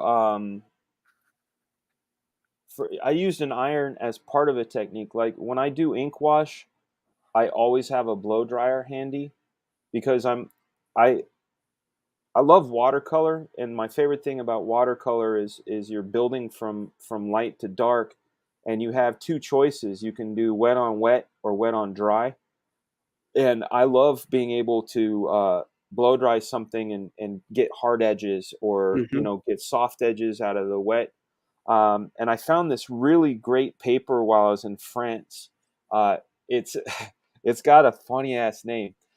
It's Lemaxi, right? Lemaxi. And when you buy them, you say, "I would like Lemaxi pads, please." And it doesn't sound good, but it was this really great paper, really durable. But I would do ink wash on it, but it would give it that sort of buckling, even if you taped it down. It's not a watercolor paper, but Mm-hmm. when I was done with it, I would put a couple sheets of copy paper underneath it and on top of it, and then run the iron, and it would get it, super super straight. And then I would ink that. I would ink on top of the wash after it was ironed. So I would pencil, ink wash it, get Ripley, iron it, then bring pens on top of it. So the irons and hair dryers. Old Any Dirty point in Fatty's in time. the house. Such a humble man. He's like, teach me. I'm like, dude, you know how to draw. I know he knows how to draw. He said, was there a magic? Like, I'll forget what you said. I don't know if it was like a secret death touch or whatever, but the secret is to draw every day. If you want to get good at anything, do it over and over and over Mm-hmm. until it's right. I learned the Rubik's Cube that way. I learned how to draw in the Kim Jong-gi, no outline, just going to town sort of way, Mm-hmm. just by sheer brute force, I guess. Man, that's really coming along, Graham. Yeah, it's getting there. I just got a few things I'll touch up tomorrow before I transfer, but I got everything the way I want it, and I know what it's going to look like in my head now. Hell yeah. Then the fun stuff is adding the textures, the rain and the Yeah. white out and the maybe I want lightning to see bolt. what you do with that bat symbol in the spotlight. Mm-hmm.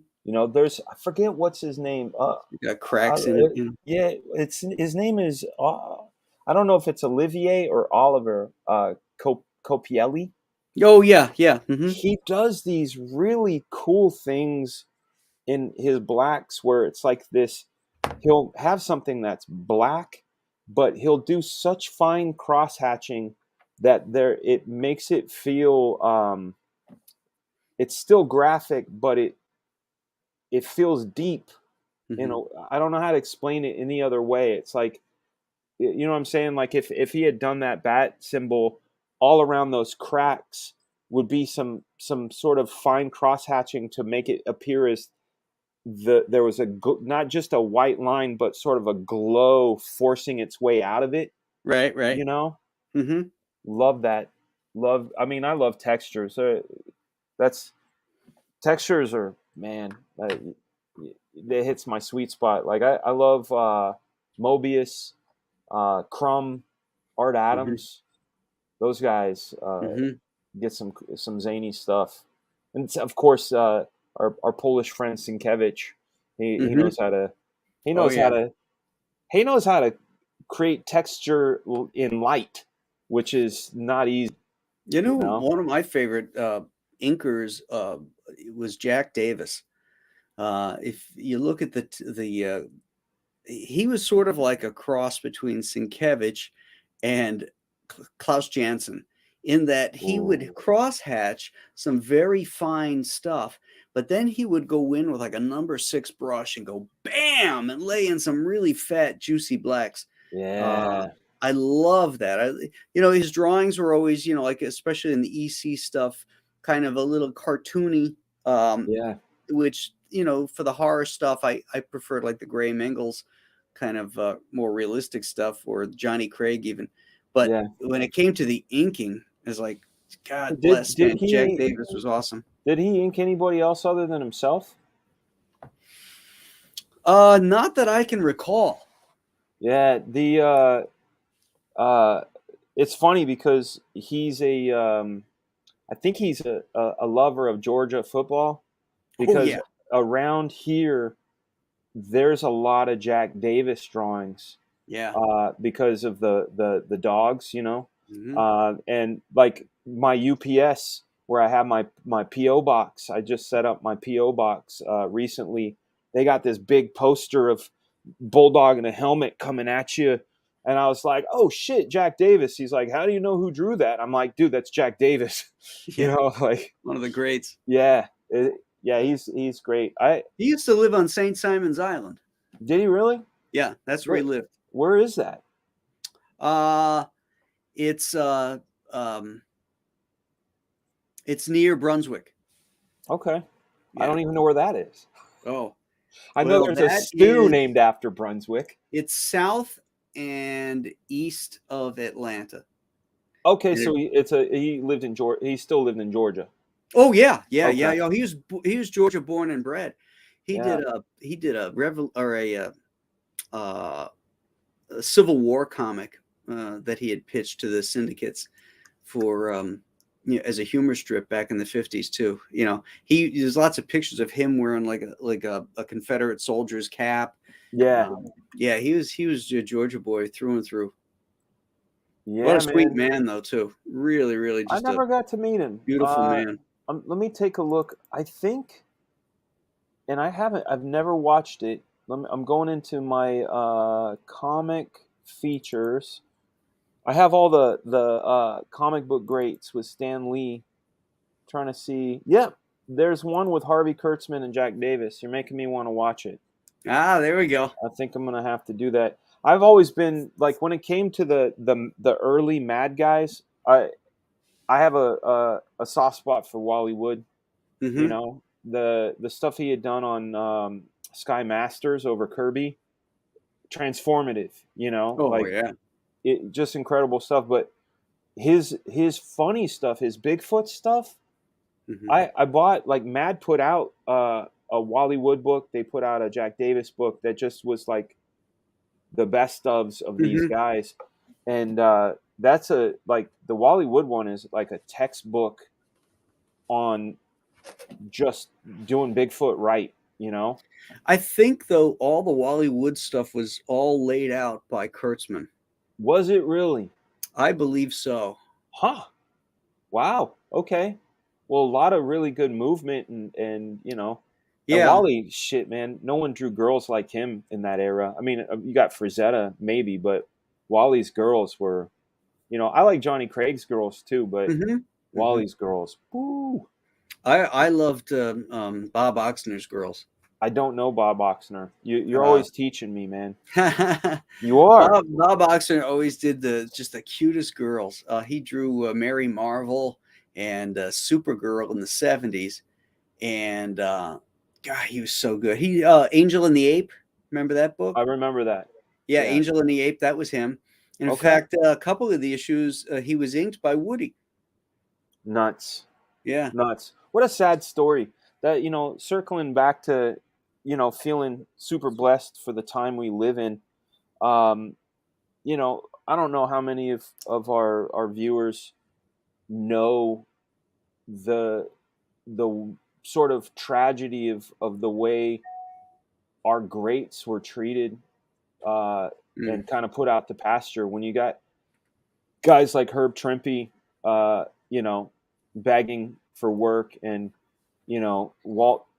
I mean, there's a book I read about Wally Wood and his death, and it's like one of the saddest things I ever read. It's like in the end of his career, he was a drunk in L.A. drawing pornography, Yeah. and killed himself, Yeah. and it's like that guy is a treasure. Like what the fuck, like it's screwed up. And Trimpe, you read his journal of his last years about Hmm. like just trying to get gigs, and Yeah. Howard Mackey and I, we talked a little bit about even the state of the industry now. Like you get someone as prolific as Howard, who basically reinvigorated the Ghost Rider series, and did so much other stuff outside of it, and nobody in the Marvel offices even knows who he is because of the turnover. All the Right. guys that I've heard you and Aaron talk about it when, like, your contacts leave. Yep. It doesn't matter if you help build the company, they don't know you, so they're That's not right. hiring you. And that's wrong. And there's, an ageism. There's ageism, It's like, it's screwed up. But guess what? Comicsgate. That's right. Yeah. That's right. Comicsgate, crowdfunding, freedom. Yeah. I It's love amazing. how the left is losing their shit that that Elon Musk has bought Twitter. What I is their just can't get issue over with it, that. though? Like, I really want to understand. Like, I keep getting these alerts. It's like, what was it? Deborah Messing and Alyssa Milano. Like, Oh, that's so sad. One of my childhood crushes is such an yeah, idiot. she was hot when Uh, she was young. yeah, but it's like, we're leaving Twitter. It's like, why? Because all of the things that are wrong with Twitter, he's fixing. And now you're upset. Like, you're good with your echo chamber, you're good with your shadow banning, you're good with your Right. your Mhm. suppression of stories, like the Hunter Biden Right. laptop story, like, declaring things fake news when you let a couple months go by and it turns out to be truer than the color blue. It's like, it's why would are you I don't understand it. These crazy liberals, like, you want this? You want to live a lie? It's Hmm. crazy. Yeah. Crazy. I mean, and Musk is saying that if he pisses off the far right and the far left, then he's doing something right, and that's a true libertarian there. I mean, he just he wants people to be free to say what they want to be able to say, and it's up to you. It's your responsibility to find out whether the shit is bullshit or not. You Correct. know, and if you have the freedom to look for things without that being gate kept, well, then it's easy enough to track down. But that's what they're afraid of is that we're going to pull the curtain away. We're going to see the man behind it. Right. You know, Right. and that's just wrong. Let people have a responsibility to educate themselves and not believe everything they read. So if they Yeah. read something and you're on a platform where you can speak the truth, uh, or you can lie, which is the platform now. You can still lie. Yeah. Then it behooves you to do your research and figure out what the truth is. Right. I'm You know, switching my cameras out real quick. Boom. There we go. I have to quit my OBS. It's telling me, knock it off, guy. You're stressing my RAM out. There we go. You want to exit? Yes, I'm exiting, but I'm still in StreamYard. Yeah, it's nuts, man, and that's the dangerous thing about the internet, and the dangerous thing about how lazy people are. hmm They read the headline and maybe the first paragraph of an article, and they suddenly become informed or enlightened, or as we like to call them, the woke. It's hmm like, uh, it doesn't make it real. And you get these echo chambers that just go round and round and round. And what is real? hmm No, this old dirty fatty here is circling back to what you were talking about. How, uh, the comic book companies, treat you like, a used dish rag. You know, that Yeah. when you're the hot shit, they're happy. Then as soon as you lose any kind of mojo, whether it's real or perceived, you're out. And they're Right. willing to dump you. No Well, loyalty, you know, yeah. for anything you've done, no matter how many books you saved, how much money you saved them because you stepped in to make sure a book shipped on time. Uh, they don't remember that. They just No. remember maybe the book not looking that great, but they came to you to say, "Hey, I need these pages in 2 weeks. Somebody screwed up, and we're going to be late to press." And that costs them money because they have that press time already um, um, Set mapped scheduled. out, set up. Yeah. Yeah, they have it reserved, and so they have to pay for it anyway. And so it costs them money. And then, a lot of guys come in and, they'll bang out the job to get it done for them. But then when they look back at it in the light of day, they're like, well, this book, with this guy's name on it didn't do so great. It wasn't so great looking. It's like, well, you're forgetting a very important part. You guys screwed up and it needs to get to the printer in time. And this guy did it. Oh, So hold on a second. There's thank you. a big creepy spider. Hold on. Well, he is in Georgia, folks. I mean, there's some big ass bugs down there. All right. And they're really big when you head a little further south into Florida. Yeah. I mean, I was just thinking about a solution for that. What you were just talking about is to create like, what do you call it? For lack of a better phrase, you're bailing someone out, right? So a bailout alias. So let's just say you, Graham Nolan, I'm in a pinch. I need you, man. I need 8 pages in 3 days. And when you knock them out and you save my bacon, you have a bailout pen name, a bailout alias. That way. How do you hide your style? Well, I mean, if it's not your best work, you kind of are hiding your style. So what we're gonna be is like Adam Austin then, huh? Or what's that other guy's name? Frankie Ray? Nah, it's the Smithy, Alan Smithy. The movie director name. That's the name they slap on if they don't want to put their name on a movie. Alan Smithy. Oh yeah, right. Yeah, but I mean, Gene Colan used Adam Austin. Did he really? Oh yeah, when the guys like Colan and Frank Giacoia were working for DC, they went under pen names, and Frankie Ray was Frank Giacoia, Adam Austin was Gene Colan, and there was a whole bunch of other guys.